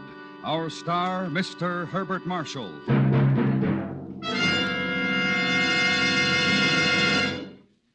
Hello, Senator. How's our legislative leader? Harlow, what's this I hear about you being up for assault and battery? Oh, that's a Stay Full battery, Senator. The Autolite Stay Full. That fit, fine, and famous battery that needs water only 3 times a year in normal car use. Then you're not in trouble. Not with an Autolite Stay Full, Senator. Fiberglass mats protect every positive plate against shedding and flaking to give the Autolite Stay Full battery longer life, as proved by tests conducted according to accepted life cycle standards. And my Autolite battery dealer will substantiate that story, Harlow? He sure will, Senator, and he's the expert who services all makes of batteries. Friends, to quickly locate your nearest Autolite battery dealer, call Western Union by number And ask for operator 25. I'll gladly tell you the name of your nearest Autolite battery dealer, where you can get an Autolite Stay Full. the battery that needs water only 3 times a year in normal car use. And remember, from bumper to tail light, you're always right with Autolite. And now, Autolite presents Charles Dickens' The Mystery of Edwin Drood, starring Mr. Herbert Marshall, hoping once again to keep you in suspense.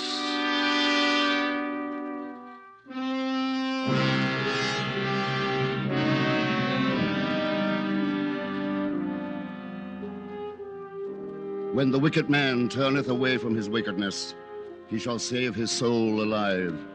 So it has been said, so it has been written. But what of him who strives to turn away in torment and desperation and finds that he cannot?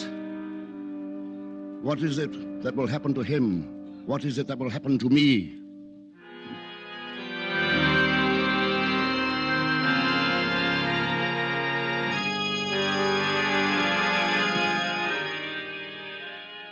It was on a gray Christmas morn that I, John Jasper, instructor in music at Cloisterham College, sought the answers to those questions. I sought them within myself, within my music, within the paling stars seen dimly through the organ loft windows.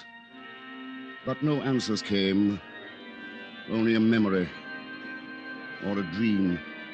I seemed to see a man walking alone through the deserted night-blackened streets of Cloisterham, the deserted streets which were suddenly no longer deserted.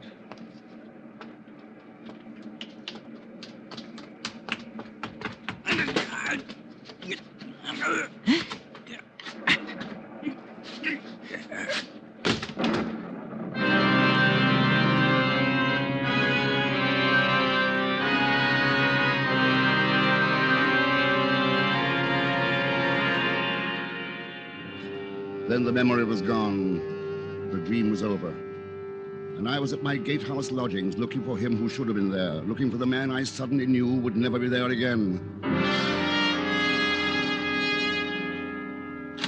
Edwin!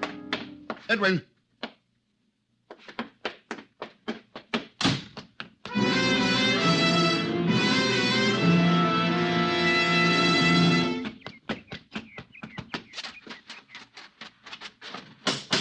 Crisparkle! Dean Crisparkle, open up! It's John Jasper. Open up, I say. Oh, Jasper. What is it, man? My nephew, Edwin Drood. Where is he? Edwin? Yes, he went to the river last night to look at the storm with Neville Landless. With Neville? Yes, and he never came back. Where is he? Ask Landless where he is. Neville's not home either. Not home? I'll be down directly.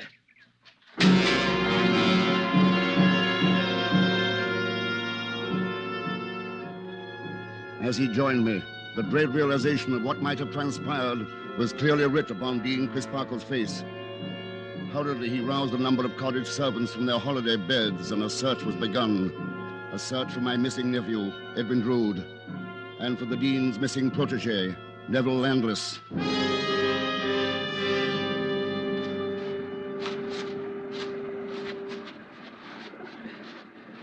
There it is.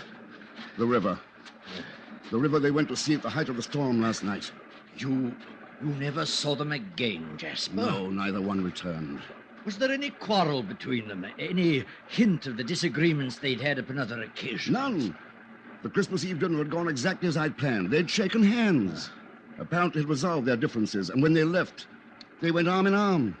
Tell me, Jasper, whose idea was it to visit the river? Was it Neville's? I'll not cast doubt where it may be undeserved. It could have been anyone's suggestion. Mine, Edwin's. I don't like this, Jasper. There's a feeling about it all that strikes chill to my bones. Oh, hark, one of the searching parties. They found someone, Jasper. They found... Take your hands off me. What right have you Edwin to Drood is seize still my among the person missing. like this? Easy does it now, Take sir. them off! Easy, if you please, Mr. Landless. Take your hands off me. What right have you to seize my person like this? Will you take them off me? In a moment, sir, in a moment. There you be, Dean Crisparkle. We found your man, as you see. Yes, Joe, I see. You may release him. Aye, sir. But it's belligerent he is. I'd beware of him if I was you. Didn't want to return with us at all, he didn't. What is all this, sir? What is the meaning? I was out for an early morning walk when these blackguards seized me bodily. They forced me to return here and said it was by your orders. As it was, Neville. But why, sir? Surely there's some explanation. Why? Where is my nephew, Landless? Your nephew? Yes, Edwin Drood. Where is he? Why ask me? Why should I know of Drood's whereabouts? Because you were the last person in his company, and he's not to be found. Speak, sir. Where is he? Stay, Jasper. Permit me to question him. Neville, you left Mr. Jasper's residence last night with Edwin Drood? Yes, sir. You went down to the river together? Yes, to see the reaction of the storm upon it. How long did you stay there? Oh, it's, 10 minutes, more or less. And then? Well, Drood took leave of me. Did he say where he was going, Well, then? yes, to return to Mr. Jasper's. That was the last you saw of him? The very last. If something's happened to Drood, I most certainly had nothing to do with it. What are those stains upon your jacket, Mr. Landless? Stains? And that walking stick you're carrying, Joe. The same stains are upon it. Aye, so they are. Bloodstains they be, Mr. Jasper. And the stick, to whom does that belong? Why, to Mr. Landless, sir. We took it off him. Had to, the fuss and all he was putting up. Well, of course they're bloodstains. I fought with these men thinking they were footpads. If there's blood has been spilled, it must be theirs or mine. Neville, I think you'd best accompany us to the authorities.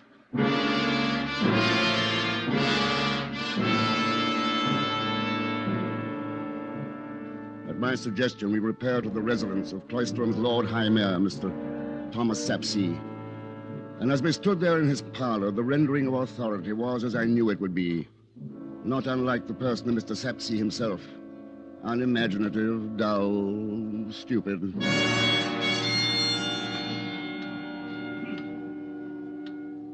Well, gentlemen, this all seems quite clear to me, quite clear. And I am one who has spared little pain, gentlemen, in training myself to see things clearly. They may be clear to you, sir, but they are far from being so to me. Patience, young man, patience. Justice will be done here, of that you may rest well assured. Yes, well assured. And now, allow me to enumerate the situation. Point number 1. There have been several witnessed quarrels between the two young men in question, the missing Edwin Drood, the here present Neville Landless. The quarrels had been repaired, sir. Mr. Jasper himself bears witness to that. I have stated there was no quarrel or apparent difference at your last meeting, Mr. Landless. Quite so, quite so. One meeting without quarrel, several with. The scales are unbalanced, I quote. Particularly, one might say, as the subject or object of those quarrels was the fiancée of Mr. Drood. But surely, Mr. Sapsey, it is not necessary to bring a young lady's name into this. I apologize for the necessity, Mr. Jasper, but it would seem to me that the charming and delightful Miss Rosa is truly at the heart of the matter confronting us. At its heart, yes. In one respect, I am forced to agree with you. There is no doubt that Landless was extremely envious of Edwin's good fortune in being betrothed of Rosa. Yes, as I say, the heart.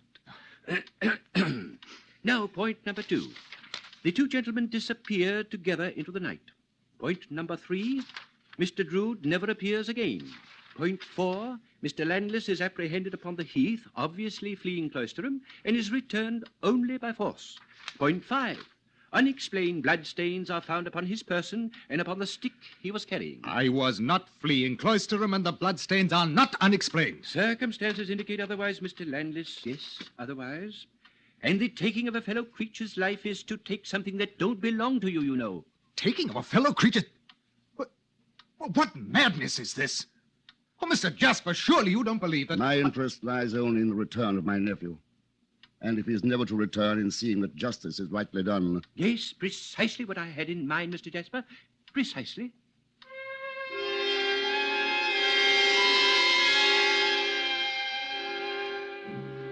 My further suggestions to Mr. Sapsey were immediately carried out. Placards were posted, the river dragged. A feverish search began. Days went by, then weeks. And the end result was nothing. No trace of Edwin Drood was ever found.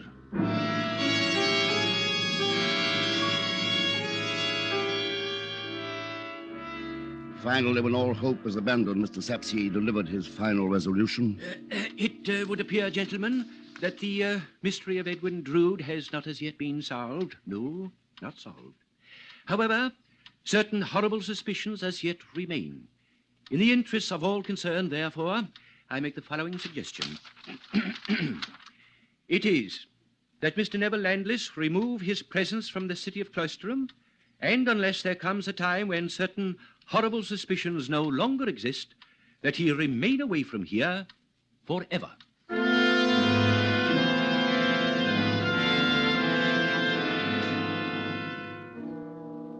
Late afternoon of that same day, I went to see Rosa. We met in the garden of the seminary house. You wish to see me, Mr. Jasper? That is a desire which has lived with me for a long while, Rosa.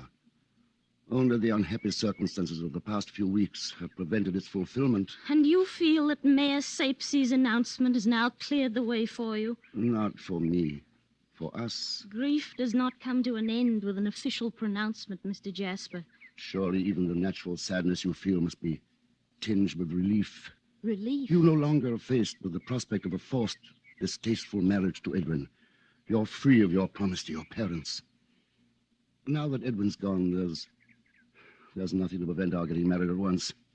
Our getting married? I'm sorry I put it so bluntly, my dear, but we waited so long, kept our love for each other bedded so deeply. Surely you can't blame me for speaking so frankly now. No, and with Edwin gone, there's no need for me to be silent. You have my solemn word for it, Mr. Jasper, that there is not one drop of love in my heart for you. Rather only loathing and hatred. Rosa!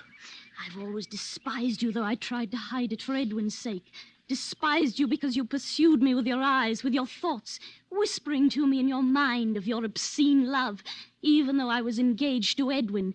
Edwin, the nephew you so falsely pretended, was the dearest thing on earth to you. Rosa, you're overwrought.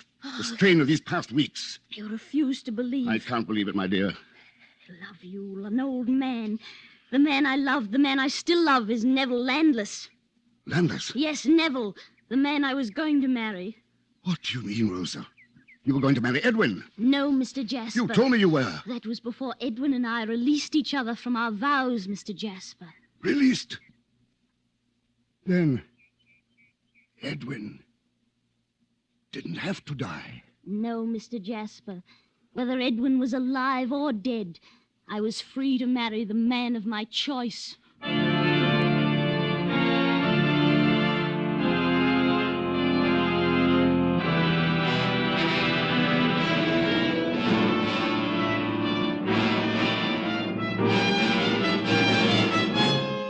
Autolite is bringing you Mr. Herbert Marshall in The Mystery of Edwin Drood. Tonight's presentation in radio's outstanding theater of thrills, Suspense.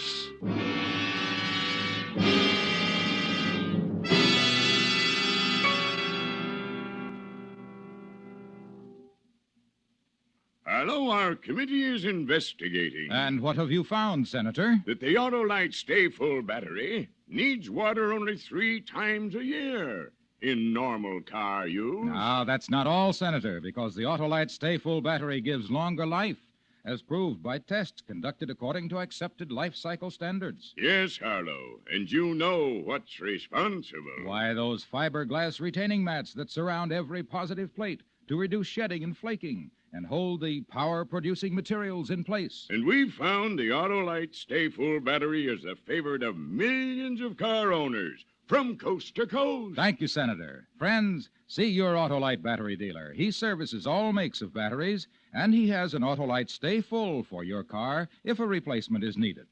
To quickly locate him, phone Western Union by number and ask for Operator 25. I'll tell you the name of your nearest Autolite battery dealer, where you can get an Autolite Stay Full, the battery that needs water only 3 times a year in normal car use. And remember, from bumper to tail light, you're always right with Autolite. And now, Autolite brings back to our Hollywood soundstage Mr. Herbert Marshall in Elliot Lewis's production of The Mystery of Edwin Drood, a tale well calculated to keep you in suspense.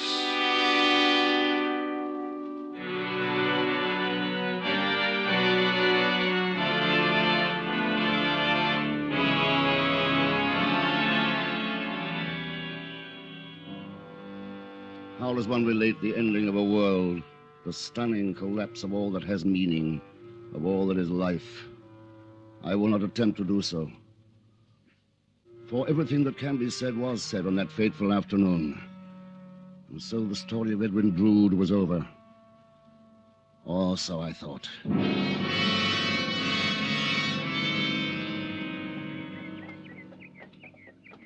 Good day to you, Mr. Jasper. Huh? Oh, it's you, Doddles. Aye, him what is known as old Doddles it be. Come to pay another visit to the resting place of the Orens, Mr. Jasper? I didn't know, Doddles. As a matter of fact, I hadn't even noticed that I was walking past the crypt. My mind was elsewhere, I imagine. I thought perhaps you might be coming round for another lesson in burying dead bodies, Mr. Jasper. What's meant by that remark, Doddles? Well, now, I recalls one night old Doddles gave you a lesson about finding bodies of the old ones, tapped here and there with his hammer he did, pointing out the hollow walls. Remembers, don't you? Oh, yes, I believe I recall something like that. An evening without anything to do, idle curiosity. Aye, could have been, Mr. Jasper. Though it didn't seem as such on last Christmas Eve, it didn't. What about last Christmas Eve? Why, you was down here again, Mr. Jasper, tapping the walls with Doddle's hammer yourself, you was. You're mistaken. I was nowhere near the crypt on Christmas Eve. Perhaps. And I'll wager you had a bottle or two of holiday cheer beneath your belt at the time.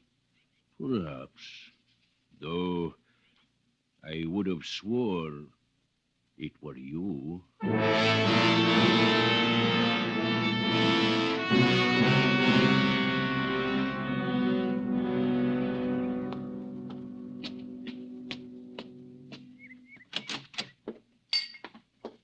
Hello! Come in, Mr. Jasper. Come in. And who may you be, sir? Datchery's the name, Dick Datchery. Came calling, found you out, made myself at home. So I note. This? Favorite of mine. Mulled wine. Thought I'd prepare. Honor the occasion and all. The occasion of an absolute stranger making himself at home in my lodgings. Not ordinary circumstances, Quite agree. Nevertheless, honorable occasion. Then perhaps you'd care to explain, Mr. Datchery. Gladly. Gladly. Perfect, sir. Won't you join me? I'm awaiting that explanation, sir. I bring you greetings, sir. Greetings from whom? Your dear boy, Mr. Jasper. Greetings from Edwin Drood. Greetings from Edwin? Aye, sends you the best. Apologizes for not writing. Trust you're not worried. Told you, didn't I? Honorable occasion.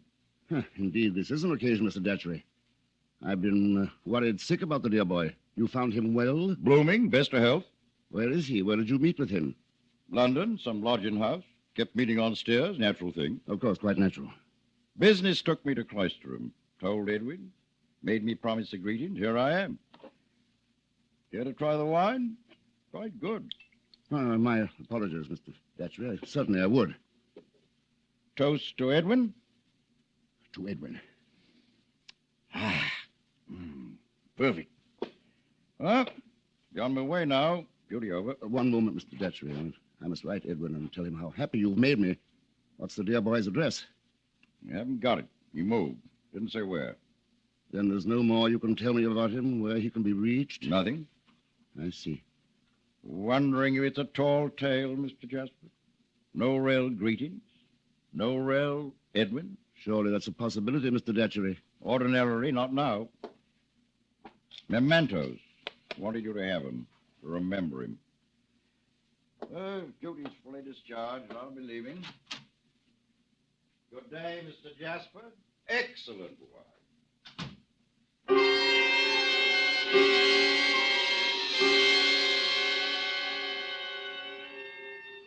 I scarcely heard him leave, this Mr. Datchery.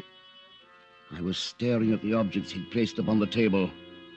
A watch and chain. Edwin's watch and chain. He'd been wearing them the night of the big storm. The last night he'd been seen alive.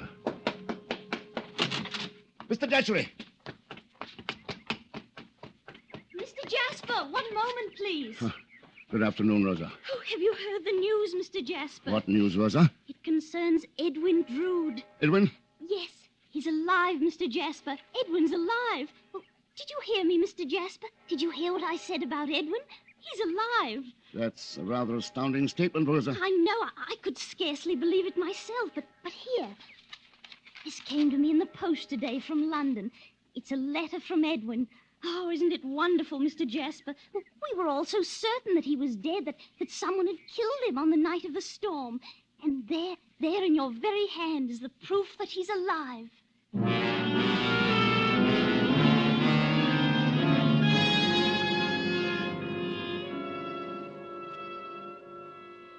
No greater horror can visit the mind of man than the certain knowledge that he has suddenly become mad.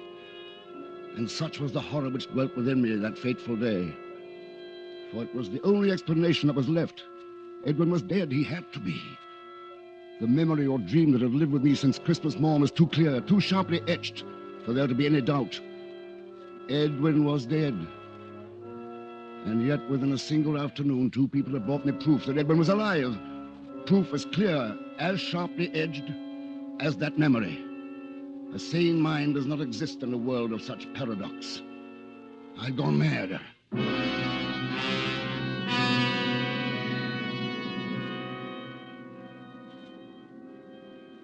Time finds no haven within the dread confines of madness.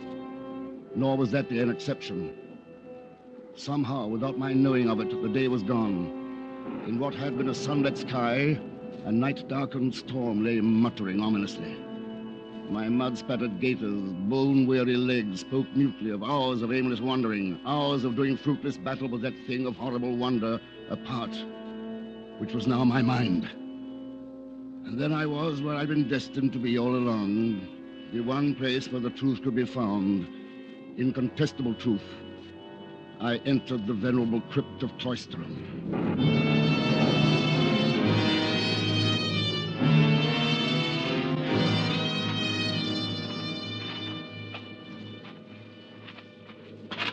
Flashes of lightning etched in weird relief the ruined habitations of the dead. Half-standing pillars of stone assumed the attitude of watchful guardians, grinning evilly from their sentry boxes of the night. And the broken wall toward which I made my way was an ancient catacomb, concealing within it the secret that only I knew was there. I climbed to its top and looked down upon the rubbish that almost filled the hollow space between its sides. A rusty spade lay nearby. I seized it and began to dig.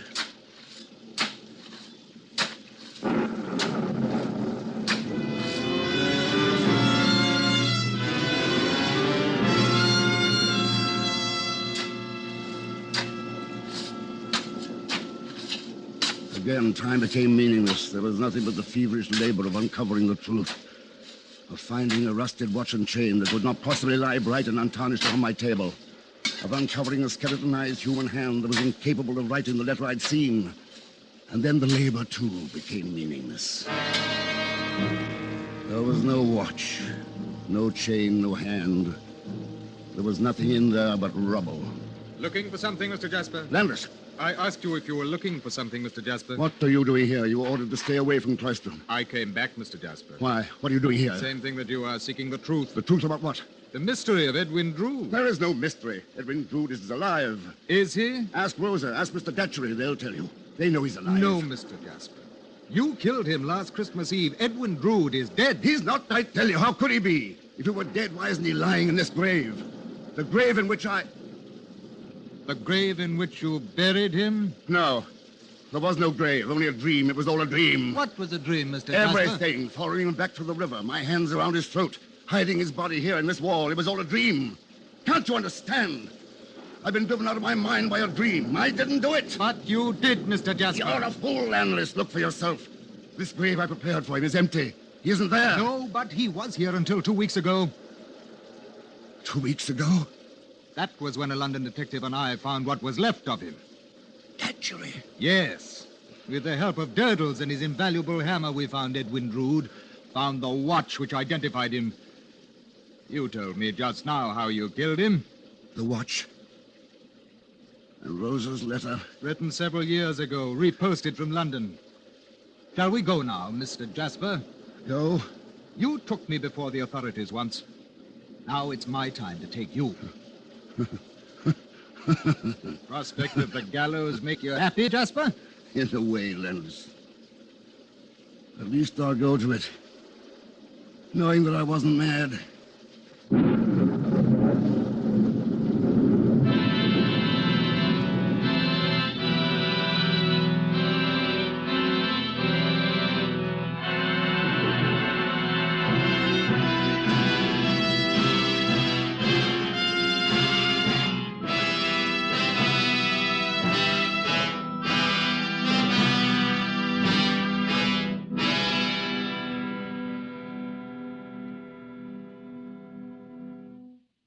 Suspense.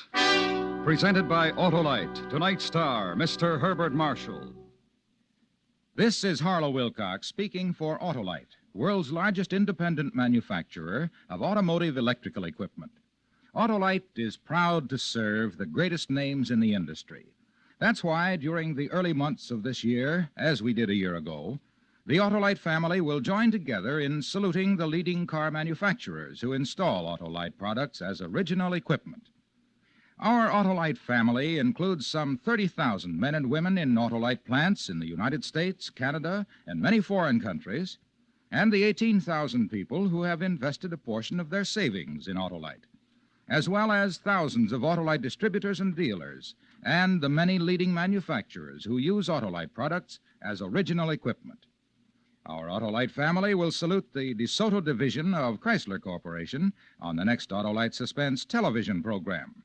If you live in a television area, check the day and time of Suspense so that you will be sure to see this program.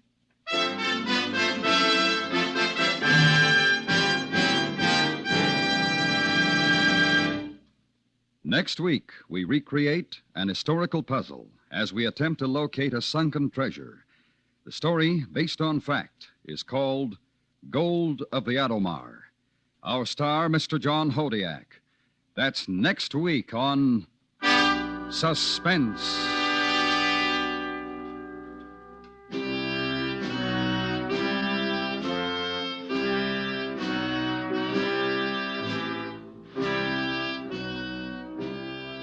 Suspense is produced and directed by Elliot Lewis, with music composed by Lucian Morowick and conducted by Lud Gluskin. The Mystery of Edwin Drood was adapted from Charles Dickens' unfinished novel by Sidney Marshall. In tonight's story, Ben Wright was heard as Landless. Featured in the cast were Betty Harford, Joseph Kearns, Ramsey Hill, Charles Davis, and William John Stone. And remember, next week, Mr. John Hodiak in Gold of the Adomar.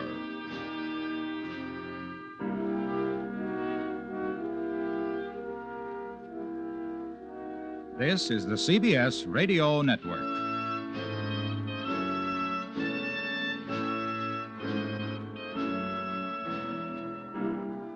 You're listening to the best of the old-time radio classics, and I'm your host, Jerry Hendigas. Well, I had a request to play something with musician and band leader Vincent Lopez. And of course, I don't mind doing that in the least, as I really like Lopez.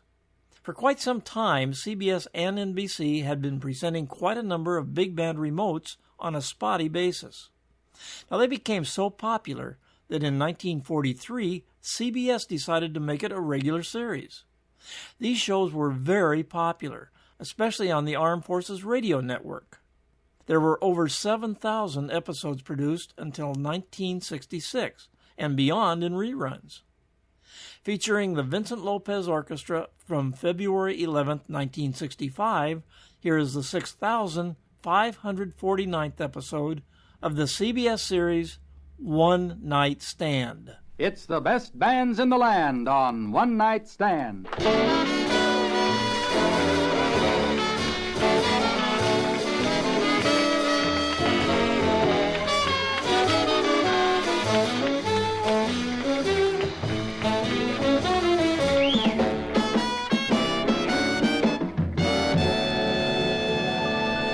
Just above Times Square in New York City is the Hotel Taft, in whose popular grill the CBS Radio Network now presents Vincent Lopez and his orchestra with songs by Karen Lee, Lou Lindholm, Johnny Messner, and the Lopezians. Now, the merry manipulator of all these talents, Vincent Lopez. Very good, John Schaefer. Hello, everybody. Lopez speaking from the friendly grill room of the Hotel Taft in the city of Times Square. We start off with Ricardo, a bossa nova.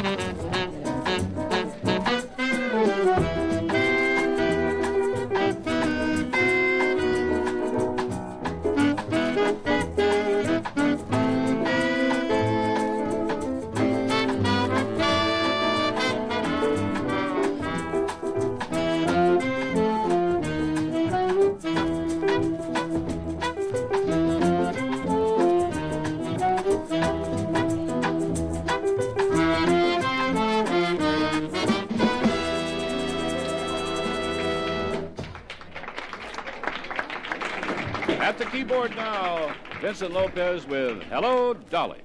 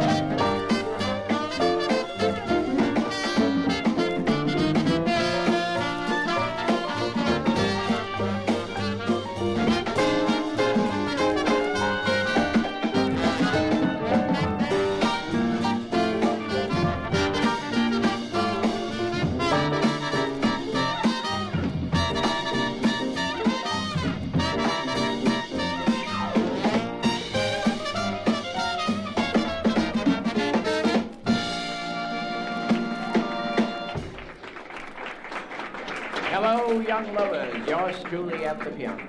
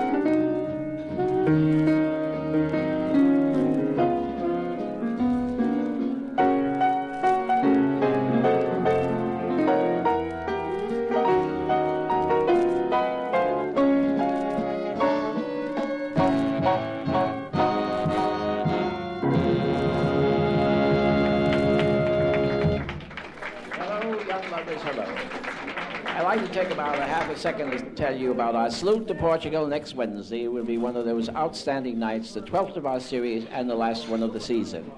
It'll be one of the most different nights that we've had. and I'm looking forward to a terrific crowd, being of Portuguese descent myself. So we will salute Portugal and have a lot of fun. Twistin' Around the Clock is the next number, if you like to twist.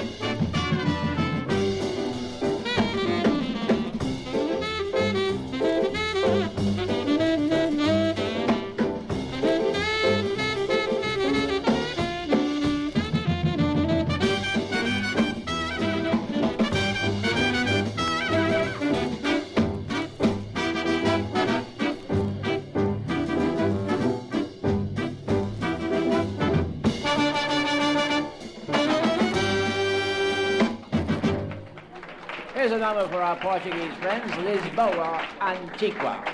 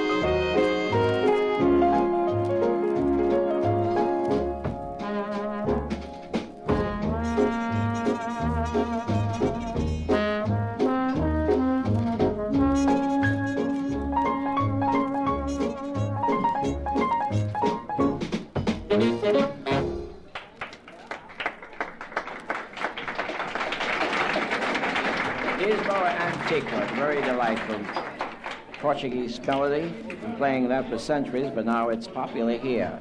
We have a medley of Italian songs, and I'm sure you'll enjoy them. It's delightful to listen and dance to.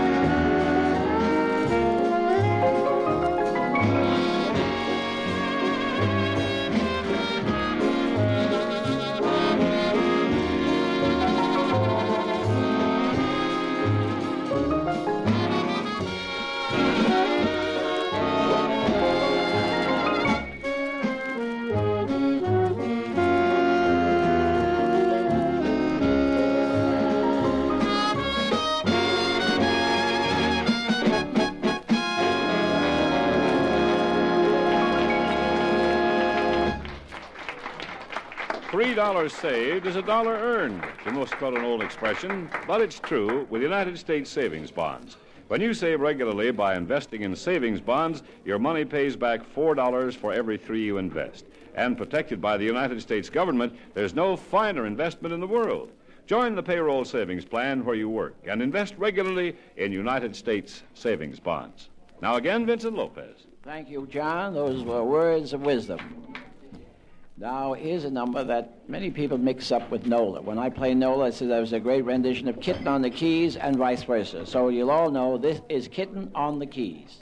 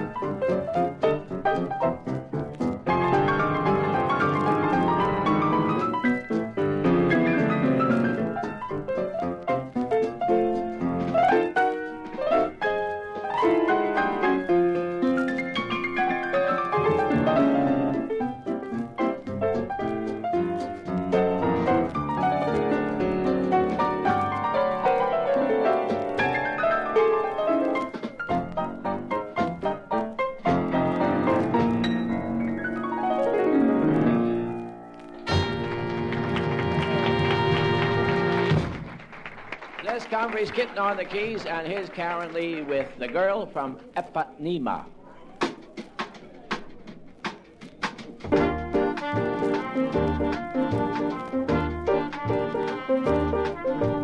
Tall and tan and young and lovely, the girl from Ipanema goes walking, and when she passes, each one she passes goes, ah. When she walks, she's like a samba that sways so smooth and swings so gently that when she passes, each one she passes goes, ah.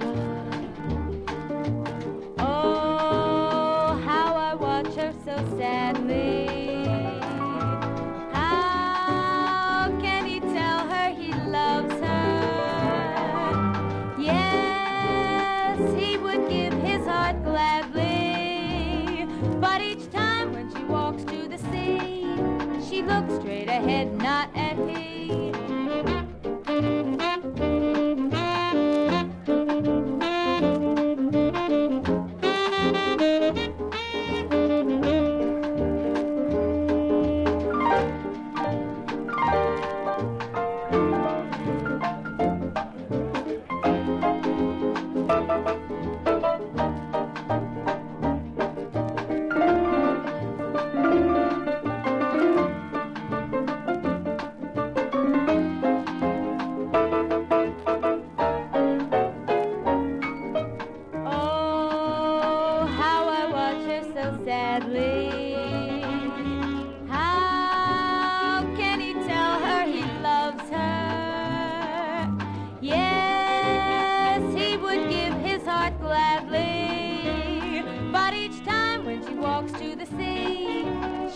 Ahead, not at he. Tall and tan and young and lovely, the girl from Ipanema goes walking, and when she passes she smiles, but she doesn't see. No, she doesn't see. No, she doesn't see.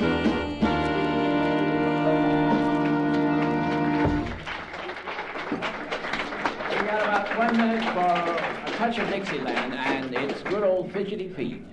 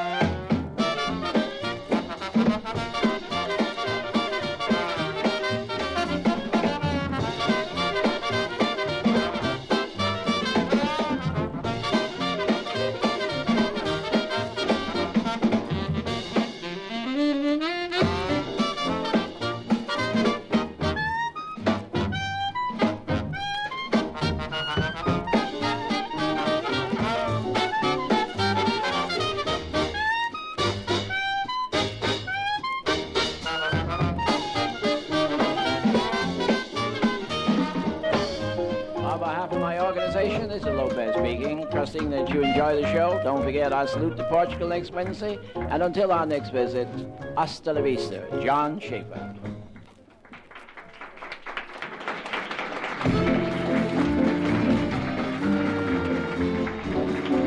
From the grill of the Hotel Taft in New York City, you've been listening and tapping the music of Vincent Lopez and his orchestra. This United States Savings Bond program was presented by CBS Radio, its affiliated stations, and the United States Treasury Department. Remote charges for this broadcast were borne by the Hotel Taft.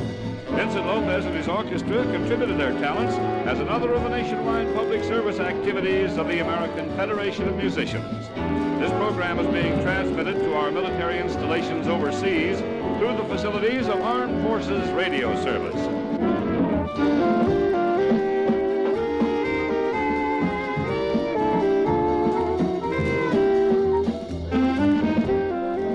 It's the best bands in the land on One Night Stand.